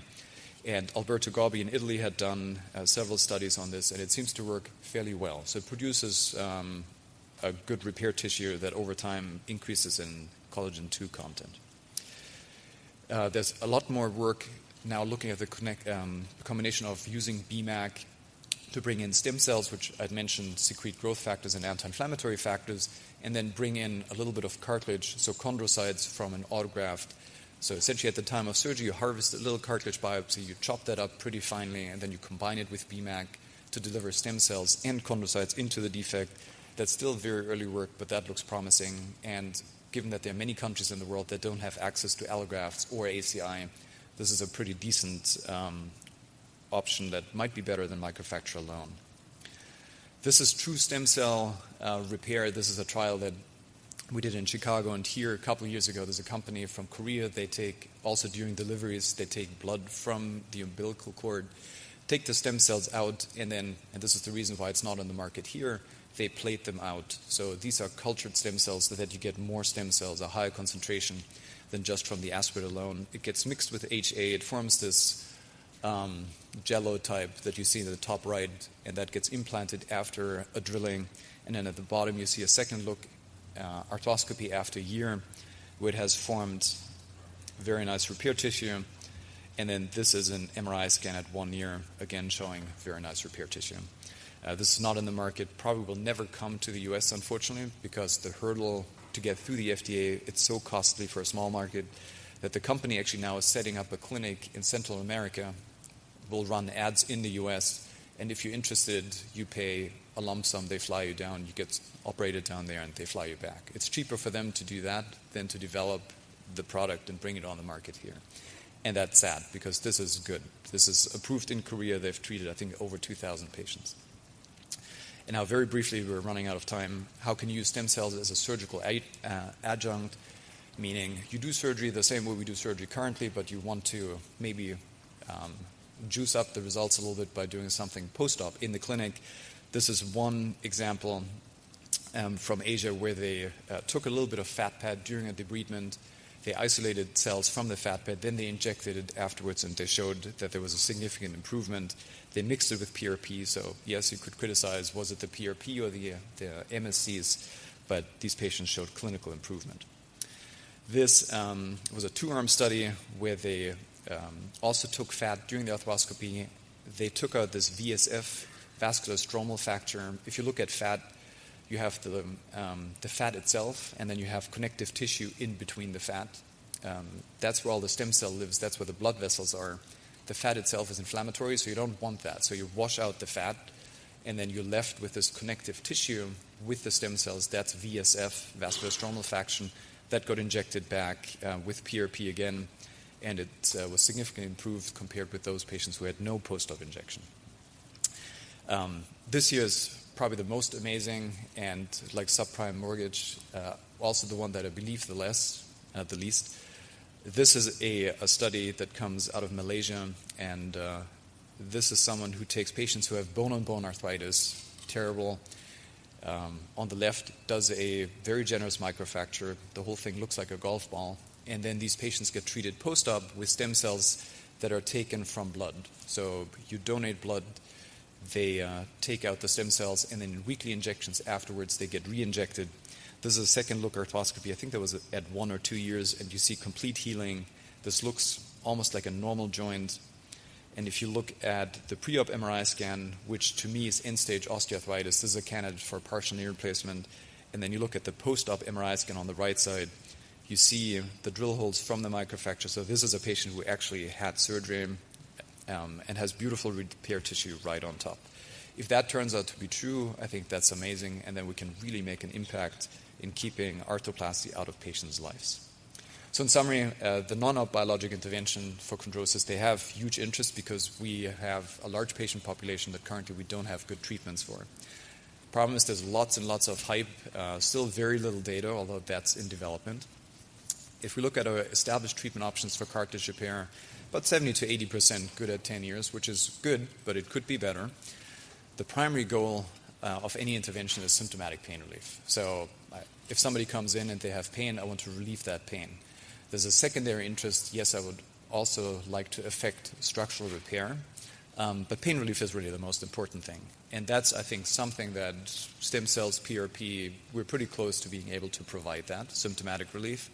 The secondary goal, and we're close to that too, is can we affect structural repair by implanting them surgically, regrowing tissue? What you read and see very often in commercials and ads is give us $10,000, we give you an injection, and we regrow your meniscus and your cartilage. That may be far future at some point, but that's not anywhere close anywhere in the world, regardless of where you go. And then the last is a little bit of a sobering fact, but reality. Everything we do is a bridging option. Whether we do an HTO, a cartilage repair, a knee replacement, unless patients are really old, they'll need some more surgery. And definitely if I start with a 20-year-old, they'll have multiple operations. They need to know that, but what we're doing is we're trying to preserve their knee. And hopefully with a few interventions in their lifetime, we can keep their activity high and their symptoms low. Thanks very much.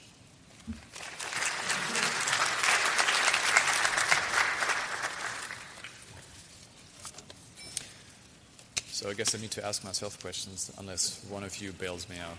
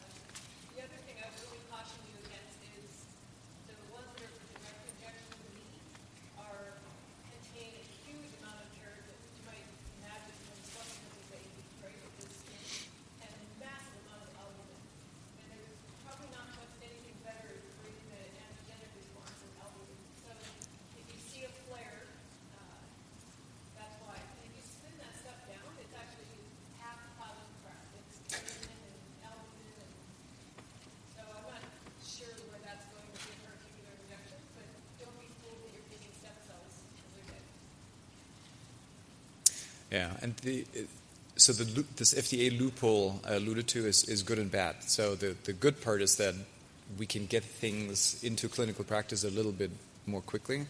The bad thing, though, is that, as Lisa said, there's a absolute gold rush when it comes to stem cells. I mean, 9 different companies doing amniotic is crazy, and there's very little data available. And interestingly enough, the companies, they don't even advertise all that much because they don't want to draw the FDA's attention. So most of these are almost like whisper campaigns. Hey, we have something. Your rep might say, we work with a company, with the distributors. So definitely do your due diligence and ask questions. That's why we did the randomized trial to show if it works. It's kind of hard to take someone's cash money if you can't tell them if it works or not. Good.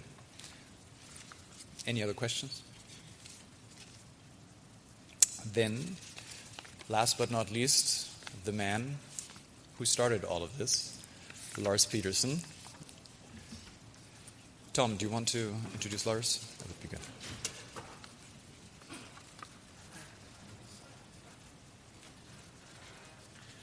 Thank you, Andreas.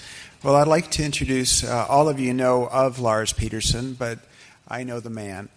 And some 22 years ago, I visited Lars when independently we were doing cell culturing in Boston in using a dog model. And I heard, hey, there's this guy in Sweden who's actually doing this in people. And I was like, you're kidding me. So I got on a plane and I flew to Sweden. And I met Lars, and I met Anders and his team. And I learned about bandy on that trip. Bandy is this great sport in the northern Scandinavian and northern Russian provinces, Siberia, etc., where they play basically ice hockey with an Indian rubber ball on a frozen surface the size of a soccer field. And it is the fastest game in the world for sure. But he had some bandy players that he had treated with chondrocytes, and he wanted me to examine them with my own hands. And after having done perichondrial transplants and knowing what they felt like, they were kind of crunchy knees, but they got a little bit better, I examined these beautiful knees that had smooth, no effusion, no pain, and these were Lars's patients. So this year, we celebrated the 30th anniversary of the first cartilage transplant in Gothenburg, Sweden this past June with the International Cartilage Repair Society that was founded by Lars and Rolly Jakob 20 years ago. And this entire evolution and revolution and generation of tissue engineering, I think we can attribute very much to Lars and the pioneering work he and his team did. And I'd like to introduce my friend and colleague, Lars Peterson.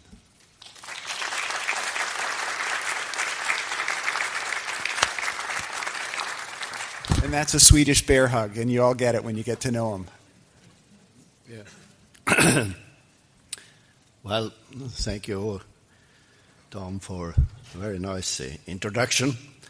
And thank you also for inviting me to this very exciting meeting. I'll give you a talk about the past, present, and future of ACI. 30 years after it started with the first transplantation, and what I have learned.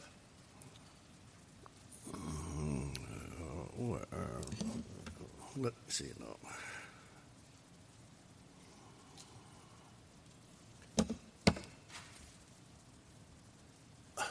So what we are facing is cartilage on the way from a soft, nice surface, eroding down to bone in the end stage, not only on one side, but also on the opposing side over time. That's a challenge that I met when I was a young, energetic surgeon, orthopedic surgeon, and operated most athletes and amateurs in the area of Gothenburg University. So I was so excited.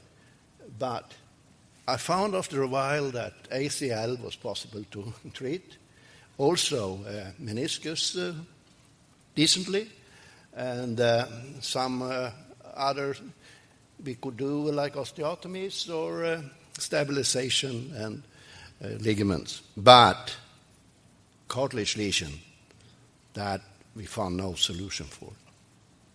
So Hunter stated in 1743 that from Hippocrates to the present age it is universally allowed that ulcerated cartilage is a troublesome thing and that once destroyed is not repaired.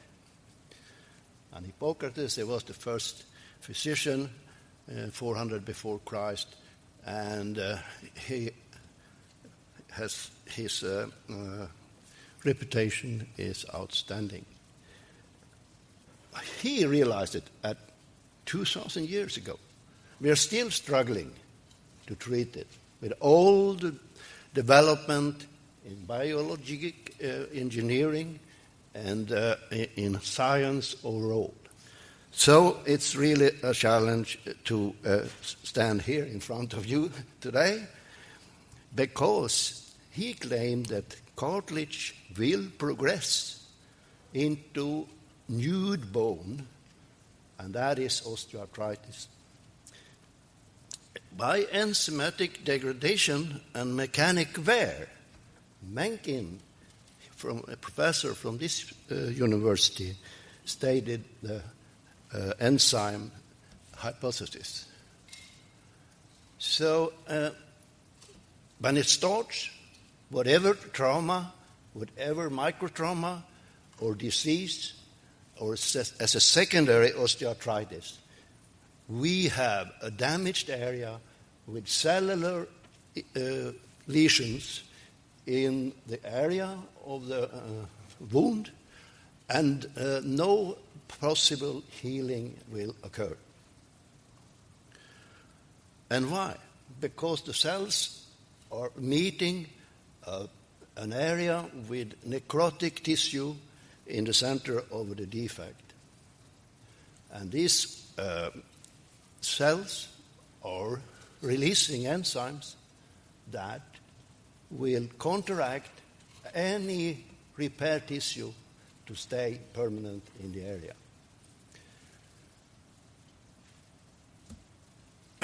This is what Mencken stated, that irrelative of etiology, it ends up in a total loss of bone in the end. Either is post-traumatic secondary osteoarthritis or idiopathic osteoarthritis. The difference is there's a general disease in the idiopathic osteoarthritis, but a local cellular injury in the post-traumatic injury. So down to bone like this, that's the end result of a total meniscectomy in a European soccer player in Premier League in England, where 30% of the players over the age of 35 have medial osteoarthritis. That's an occupational disease. Backwalter, he claimed that the ultimate measure of cartilage repair must be the degree of restoration of synovial joint function following an injury that alters the joint function, meaning not necessarily repair tissue of identical morphological structure. And if we go into our aim with our actions is that repair of cartilage means replacing damaged tissue with new but not identical tissue and may not stand the wear and tear over time. But regeneration means replacing the damaged tissue with a new tissue identical to the original and with an original structure. And that is what we are aiming for with cell transplantation. And when I started to look in the literature, I found a paper by Odie Smith from 1965. She was the first to isolate and culture articular chondrocytes from the rabbit. She injected also cells into an experimental defect in the tibia plateau, but the rabbit didn't allow the cells to stay because they went away and out of the defect rapidly, and there was no successful repair. So, starting with a project, I also learned that you should have a hypothesis. Is it possible, or it is possible, to use autologous cultured chondrocytes in the treatment of articular cartilage lesions? That was my hypothesis in 1982, before I came to the United States. You have to reproduce cell culture technology so you are sure that the cells you're injected are safe, sterile, and vital. And you have to use that in a reproducible animal model. These are our cell culture. Unfortunately, this is a film, but I missed it doing these slides. You can see in this live, when it works, that the cells are floating, moving on the surface in the cell culture. And they are sticking out their arms like amoebas. And when they reach another cell, they withdraw this arm, and on the other side, the same thing. And they don't undergo mitosis because they need space. But whenever they feel free, they make a mitosis and fill the space. And that's the key to cell culture in the knee. So I had the opportunity to go to New York and the Hospital for Joint Diseases on Manhattan in 1982 and worked with the cell culture on the rabbit and worked on an animal model with the rabbit making defect in the knee. And you can see to the left the experimental side with just a defect and cells under that, cells under a periosteal cover. And to the right, you see the control where you have no healing at all. And the same shows the microscopy where you can see cartilage-like structure anchored to the subchondral bone, organized in columna in the experimental side. So that was the first 12 weeks experiment in 1982 in New York City, Manhattan. Way back home, I did the same, repeated the same experiments, but now with a follow-up of 1 year. And here you see the same picture, very well organized cartilage and established columnar organization, structural, like an ordinary cartilage, and in the control, no healing at all. We also tested the periost. If you used the periost and it was live, it contributed with organized cartilage regeneration. But if you killed the periosteum, it was minimal of filling of the defect and very little of cartilage character. So, further development of ACI, that means that you have to go beyond the autologous material. That was the key to my philosophy in that time, that if it was autologous, it couldn't harm. We used autologous cells, we used autologous membranes like the periosteum, and we used autologous serum in the laboratory to grow the cells. And we also looked forward to replace the membrane or periosteum with artificial scaffolds because that would make it easier for the surgeon. It's a kind of meticulous work to suture your periosteum in 3-4 defects. And it's also a meticulous work to do it in a rabbit. So that could also aim to arthroscopic technique. So we tested collagen membranes, because PLA, polylactic acid membranes, and polyurethane urea membranes, and others. And we found very few of them were suitable, but there was very tough demands on them.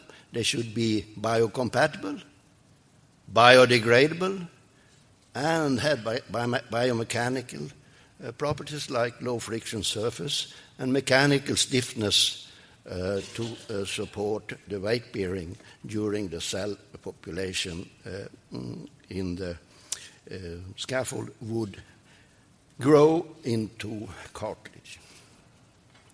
And this was the first scaffold from collagen type 1 from Indian rat tail that we used as a carrier of the cells in the same model as we did, the rabbit model as we did the other experiments.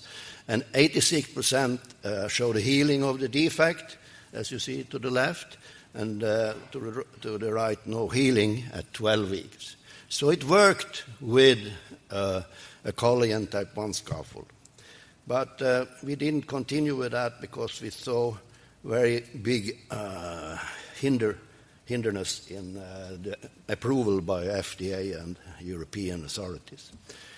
We also used carbon fiber, which is a non-resorbable, and tested with cells compared with periost alone, and also cells and periost. And you see to the right good filling in the cells periost, and the carbon fiber in microscopy completely disorganized tissue and no anchoring to the subchondral bone plate.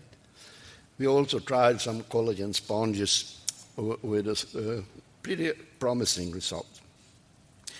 But in the end, matrix-induced autologous chondrocyte transplantation, MACI, was tried in England and could report pretty good result. And in Italy, hyalographed hyaluronic acid esterized tissue could also be used by growing the cells in the membrane and implant the construct, even arthroscopically, by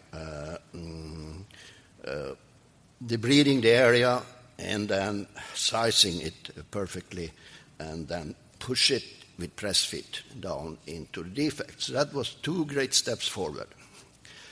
And there are, of course, several others that I drop now and maybe go into in the end. So the animal studies are necessary for testing an hypothesis and a new technique. We have the proof of concept, proof of safety, proof of efficacy, and adverse effects should be minimal or non-present. So from the cell culture technique in 82, we learned how to do it, and we learned how, from an articular biopsy, take mechanical and somatic cell isolation to liberate the cells and make them possible to grow in culture and activate their mitotic activity. And in the animal experiments, we used fetal car serum, and in all our human cell culture technique, we used the patient's own serum. So we didn't have the mad cow disease in this problem. So from 84 to 87, we transferred animal cell culture technique into human cell culture technique with the use of autologous serum.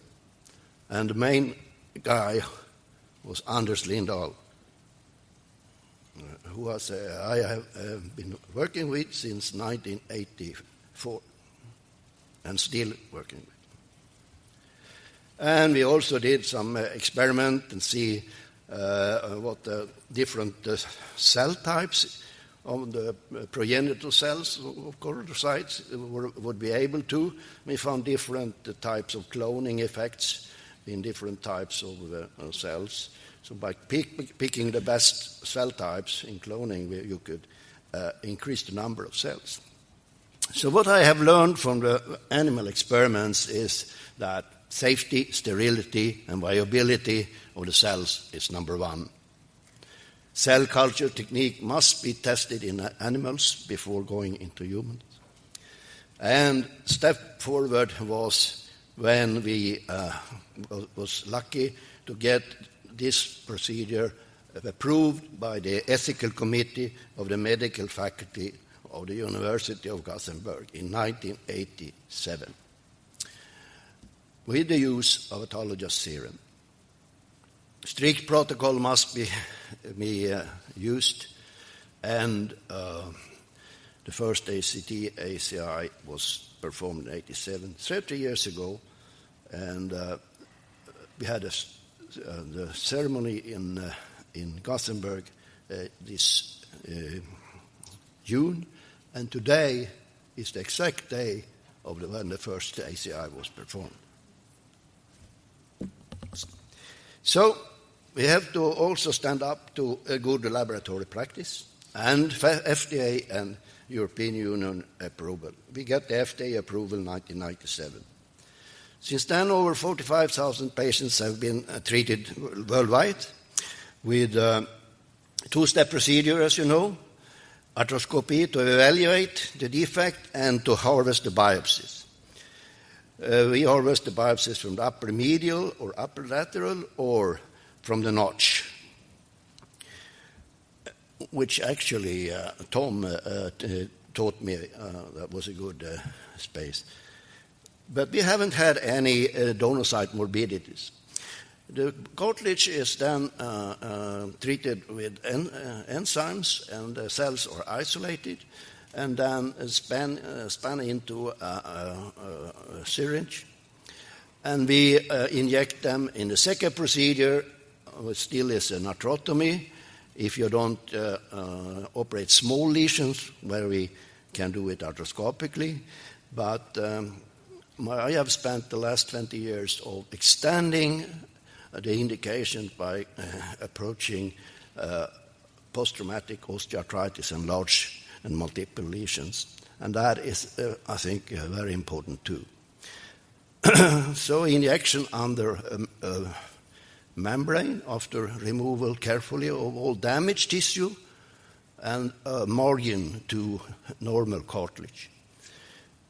And also you can use an artificial membrane, which we have done the last 15 years.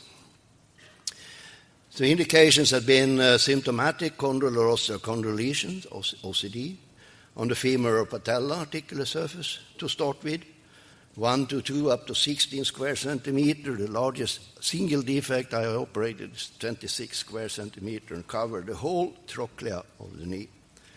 Opposing surface undamaged. We have left that since 15, 20 years.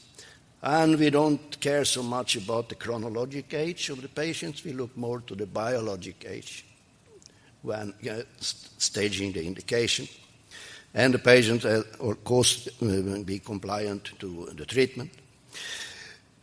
We heard that it's important to explain the procedure, two-step, arthroscopy, arthrotomy, and also to inform about the demanding rehabilitation after the repair process, which is something that is, of course, necessary to preserve the long-term and short-term and long-term survival of the repair tissue. And also how to gradually return to work, activities of daily life and sport. Clinically, you are well aware of, but I will stress the importance of history. Take a careful history. Clinical examinations should always include stability testing of all joints. Look for malalignment, X-rays, mandatory, and sometimes hip, knee, ankle, standing procedure. So CT specific for the patellofemoral joint in full extension with and without quadriceps contraction to see if there is a patella maltracking or instability, and MRI for identifying the cartilage lesions, subchondral and trabecular bone changes, cyst formation, bone edema, etc. And instability is more important to address, as we heard. And the varus and valgus malalignment should be corrected. Maltracking in the patellofemoral joint is important for the outcome. Meniscus deficiency should be replaced with a meniscus transplant. And bone pathology with bone graft or bone reconstitution. So this is a perfect patient for this. Local lesion down to bone, but healthy cartilage and their surrounding. These are biopsies taken from the upper medial trochlea, and 3-4 of these is enough for most of the surgery we're doing. Go all the way down to the bone. Here, typical lesion, and radical excision is very important to perform, and also curettage of the subchondral bone without creating any bleeding. If you get a small bleeding with your puncture, you can get, you just use a drop of fibrin glue, press there for 60 seconds, and it will stop. So what I have learned from the surgery, radical excision, I said, overdo it by 1 to 2 millimeter when you think you are in a safe area to reduce the necrotic cells up that are in the cut surface and cutting surface and close to it. Careful debridement of the bottom, I said. Periostal flap should be used if you like, or synthetic. The template of the defect for sizing, which is very important, and the meticulous dissection and suturing, that is the key to it. We usually use a CPM machine 8 hours after surgery for the first days, and continue if the patient can get access to a CPM machine. But we will have as a background for surgeons, for patients, and for physiotherapists to remember that the rehabilitation goes in different phases. The proliferation, that is the cellular activity in the beginning, mitosis, production of a matrix, and protection is the key word for that period. Gradually weight bearing with 15-20 kilogram progressing by every second week. And in smaller lesions or contained lesions with support all around the defect, you can go with early weight bearing with a limitation of pain from the 3rd week, which we have shown in a 6 years follow-up study comparing these two rehabilitation techniques. Weight bearing reached usually at 3 months, but if we do bipolar lesion or other more technically sophisticated with, for example, ACL or PCL or osteotomies, we may extend it to 16 weeks. So then we come from the first phase, which is the proliferation, protection. We go into the second phase. That's a transition when you go from partial weight bearing to full weight bearing, usually up to 12 weeks. And that is a progression that should be including partial increasing weight bearing and range of motion, isometric muscle strength, and dynamic strength training but with graded loading. So you come at 12 or 16 weeks to full weight bearing, and you go from there over to phase 3 with remodeling, and that's when you are adapting the new cartilage to function by biking, by swimming, by walking, and gradually by jogging. And then at the third phase ends at about 32 weeks.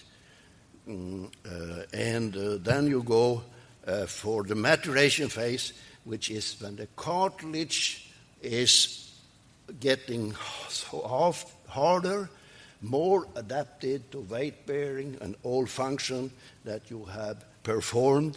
So you continue that during this period, and the matrix will adapt to the physical demands. The cell will activate and produce more matrix, and you will end up at 9 to 15 months with an optimizing function of the articular cartilage. The thicker the cartilage, the longer the maturation time. So return to sports and competitive activities. That is, of course, a goal, and that's asked the first day after surgery. When can I go back? Can I play on Saturday? No way. That is not the way it is. Overall clinical examination, that is everything should be stable, range of motion, muscle function at least, up to 80-90% of the other side. And the Gameric MRI we have been using in professional athletes to evaluate the proteoglycan content in the repair tissue. And at 9 months, it's about 80% of the normal concentration. So individual strength and endurance tests are performed, and also arthroscopic evaluation, including indentation tests. Here are the results. From New England Journal of Medicine to American Journal of Sports Medicine in 2009, you can see femoral condyle isolated. They are doing fine. They are durable. Concomitant procedures with wider indications to create optimal environment for the conditions for short and long-term survival of repair tissue. Unloading procedure, tibial or femoral osteotomies, tibial tuberosities ventralization, stabilizing procedure, ACL, PCL, LCL, patella realignment, meniscus transplantation, and bone grafting. Here you can see where we've gone from simple lesions in one condyle to kissing lesion, bone to bone, to the left down, and multiple lesion up to the right, and patellofemoral kissing lesion. These are challenges. We need osteotomies to correct malalignment. We need ACL reconstruction to restore stability. And if you add ACL, you can see that after 15 years, they're still good, over 80% good and excellent result with a combination of ACL and ACI. Background factors, patellofemoral joint, very important. Patella alta should be adjusted. Chew angle should be decreased. Lateral patella tracking should be stabilized. Patella tilt or subluxation, patella dislocation. No cell transplantation will survive a recurrent dislocation of the patella. Femur patella dysplasia, especially the trochlea dysplasia, has to be corrected so you have a stability of the patella. And general genovalgum, excessive femoral anteversion, and external tibial torsion have to be addressed. Of course, it's very easy to dislocate the patella laterally if you have this mechanical axis problem. And you know the stabilizers, the active or passive stabilizers around the knee have to be corrected. And here is a CT with quadriceps contraction. You see the patella is subluxating and dislocating, and there is no trochlea. And we have the grading of trochlea from 1 to 3, where the grade 1 is flat, or even or grade 2 as a convex, and the grade 3 is lateral facet articulating. And this I have to correct with a trochleoplasty. This is my version of it.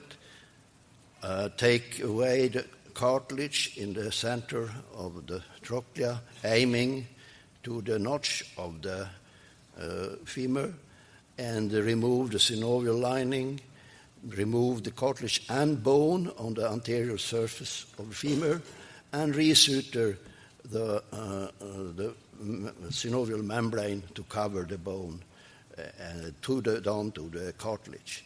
And about 10-12 millimeter from the horizontal plane, and about 15 millimeter to the side is enough to stabilize the patella and the patella tendon during the first flexion 0 to 30 and the last extension 0 to 30. It's very important not to jeopardize the congruity of the trochlea in the further flexion extension motion. And you also have to distalize, medialize, or ventralize the tibial tuberosity to unload or correct, and you have to reinforce the soft tissue, the medial patellofemoral ligament, the capsule, and the VMO to get both active and passive stability and correction. This is a simple way of doing it. And the patella, which was a lousy result in the beginning, goes from 28% with correcting the background factors up to 74 and 76% good and excellent. And the last 2009, it stays there if you correct the background factors, all of them. Very important. I'm doing not so good in time. Huh? Oh, it's okay. Okay. Juvenile OCD, you know, symptom onset, open epiphysis, adult, closed epiphysis. And the juvenile form with a stable fragment you can treat conservatively. Juvenile adult forms and juvenile forms and adult forms with instability, there may be a chance to operate them, but unstable fragment and cartilage separation, you have to do a reconstruction. So the bone is dead. An OCD removal of the fragment will end up in osteoarthritis in 15 to 20 years old, within 20 to 30 years, in almost 100%. Shown by Linden, who did a 40-year follow-up of OCD. And OCD treated with ACI and cells from the beginning shows good results. And even the last follow-up, which now shows 10 to 25 years follow-up, shows that 55 out of 59 doing over 80%. He's a shallow OCD. The ski competition, she had a distortion, a loose body from OCD was removed. She came to us in 94. She had an ACI. This is 1 year after. This is 46 months after. She went back to a competition and downhill skiing, she's doing fine, according to our latest follow-up. 94 to 2000, that's 25 years. So then I have a 17-year-old boy. Here we see OCD, femoral condyle. Here you see it when it's arthroscopy, it's loose, and it's really dead. So you have to remove it. You have to put cells in. If it's shallower than 6 millimeter, and this is 24 months post-operative. He went to the Swedish national team in handball, indoor handball, and this is 84 months after surgery. He's still doing fine. This is what happens if you have an OCD that is loose and you try to drill into femur to get the bone healing. You have a necrotic fragment, and we use the sandwich procedure, which means remove all the bone, remove all the sclerotic bone, drill in the bottom, and then fill it with autologous bone, compress it hardly, and on top of that you put the first membrane, which can be periosteal membrane, and you glue it and suture it, and then on top of that the blue is the ACI, and that's a sandwich procedure. Here's the guy with the MRI, totally loose. This is removing all the fragment and bone. You see fibrous tissue after drilling with 4.5 millimeter drills. Imagine. And this is after removing all that and filled with bone. And this is ACI on top. This is at 12 months. The cartilage is at 16 months. Show little fibrous surface, but covering all the defect. And this is 38 months. And he is 20 years out and still doing fine. Here is another challenge, bone to bone. In a 39-year-old ex-soccer player, female player. Here is at surgery, big defects, big osteophytes on the femur taken away, and the meniscus was taken away completely as it was taught in Sweden at the time. Here is at 1.5 years. Here is at 4 years. She's still doing fine. Here's a 47-year-old professional soccer player. He refused a prosthesis, and he got this, and he got this, and he got away with it. Very good. If you look carefully, you see there is also a tibial transplant on this guy. He is now 20 years out. He has no prosthesis so far, and he sends me a little Christmas card every year. Okay, latest result. Isolated femoral condyle, 92%. Isolated femoral condyle and ACL, still 84%. Osteochondritis dissecans, 82%. Patella with taking care of background factors, 74%, and is improving. Trochlea femur is isolated, 90%. Tibial condyle, still a problem, 64%. Multiple lesions, 2 or more, 85%. Multiple lesions, bipolar lesion, bone to bone, could say salvage procedure. 3 out of 4 are doing fine at 20 years. And we have evaluated this with arthroscopic assessment, showing good filling, good integration of border zone, and macroscopic appearance on the surface with an average of 10.3 to 10.9 out of a score of 12. Biopsies have been taken, and we have also done immunohistochemistry showing type 2 collagen in the repair hyaline cartilage. In fibrous tissue, no good type 2 collagen, must type 1. Comp and aggrecan also 2+.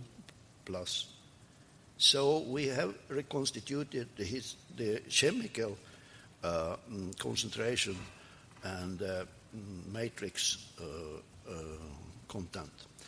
Biopsy has been taken also at the same time as indentation test of stiffness arthroscopically. And you see if you have a repair healing tissue in the biopsy, you almost have the same stiffness as the normal cartilage.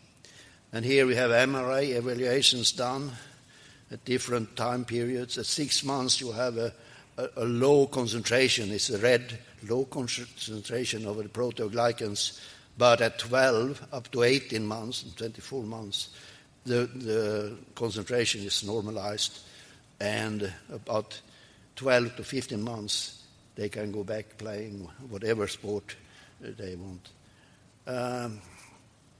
I think I skipped this, we have heard about it. And I just make comment on cell therapy.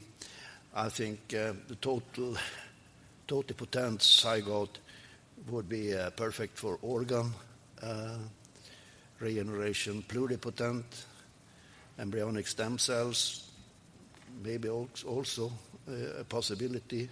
Mesenchymal stem cells, I don't think ever you can grow them and replace any specific material. But we have a fight with Dr. Kaplan. And he admits now that he thinks it's a messenger cell, and I think he is right.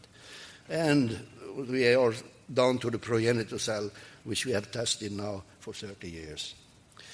Embryonic stem cells, I don't know. You are the young generation. Go out and do it. What I have learned, you already know. Long-term results of second and third generation is needed. When we presented our first result at 36 months, 3 years, it was too short. When we presented at 5 years, it was too short. At 7.5 years, too short. At 10 to 20 years, I haven't heard anything. Thank you very much.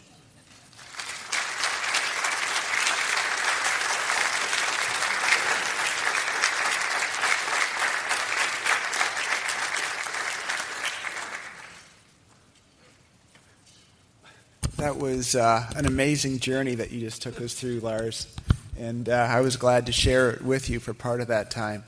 I'm sure there's lots of questions or comments that people may have. Please just reach out to Dr. Peterson. Yep. I just want to say one thing. I wouldn't have been standing here if he didn't save my back. In San Francisco, where all stabbed me from behind. Oh, I haven't seen any biopsies. I haven't seen anything. I haven't done everything wrong. But he stood up and told them that I've been in Sweden. So let me tell you the story. So Dr. Peterson was gracious enough to bring surgeons from the United States back to Sweden to teach them how to do this tissue engineering, state-of-the-art, exciting new procedure. And in return, he was invited to come back and lecture on his results at the AAOS in San Francisco in 1997. So we were in San Francisco, and they had the largest room at the center, held 5,000 people. And there was so much interest in this new technology that there was standing room only. The place, 5,000 people, was packed. And Dr. Peterson came and gave just an amazing talk on the science through rabbits, proof of principle, and his patients there. But, orthopods are used to metal and plastic, and they're used to doing what they're used to doing. And when somebody comes and starts changing the paradigm completely, it shakes them up. And there was this response from the audience that was completely unexpected. They were not friendly. In fact, they were even hostile. And they were accusatory, and that the results weren't true, and that the biopsies were fabricated, and that there was all this sort of accusatory stuff going on. But in addition, a lot of it, I think, was driven by industry about the hype.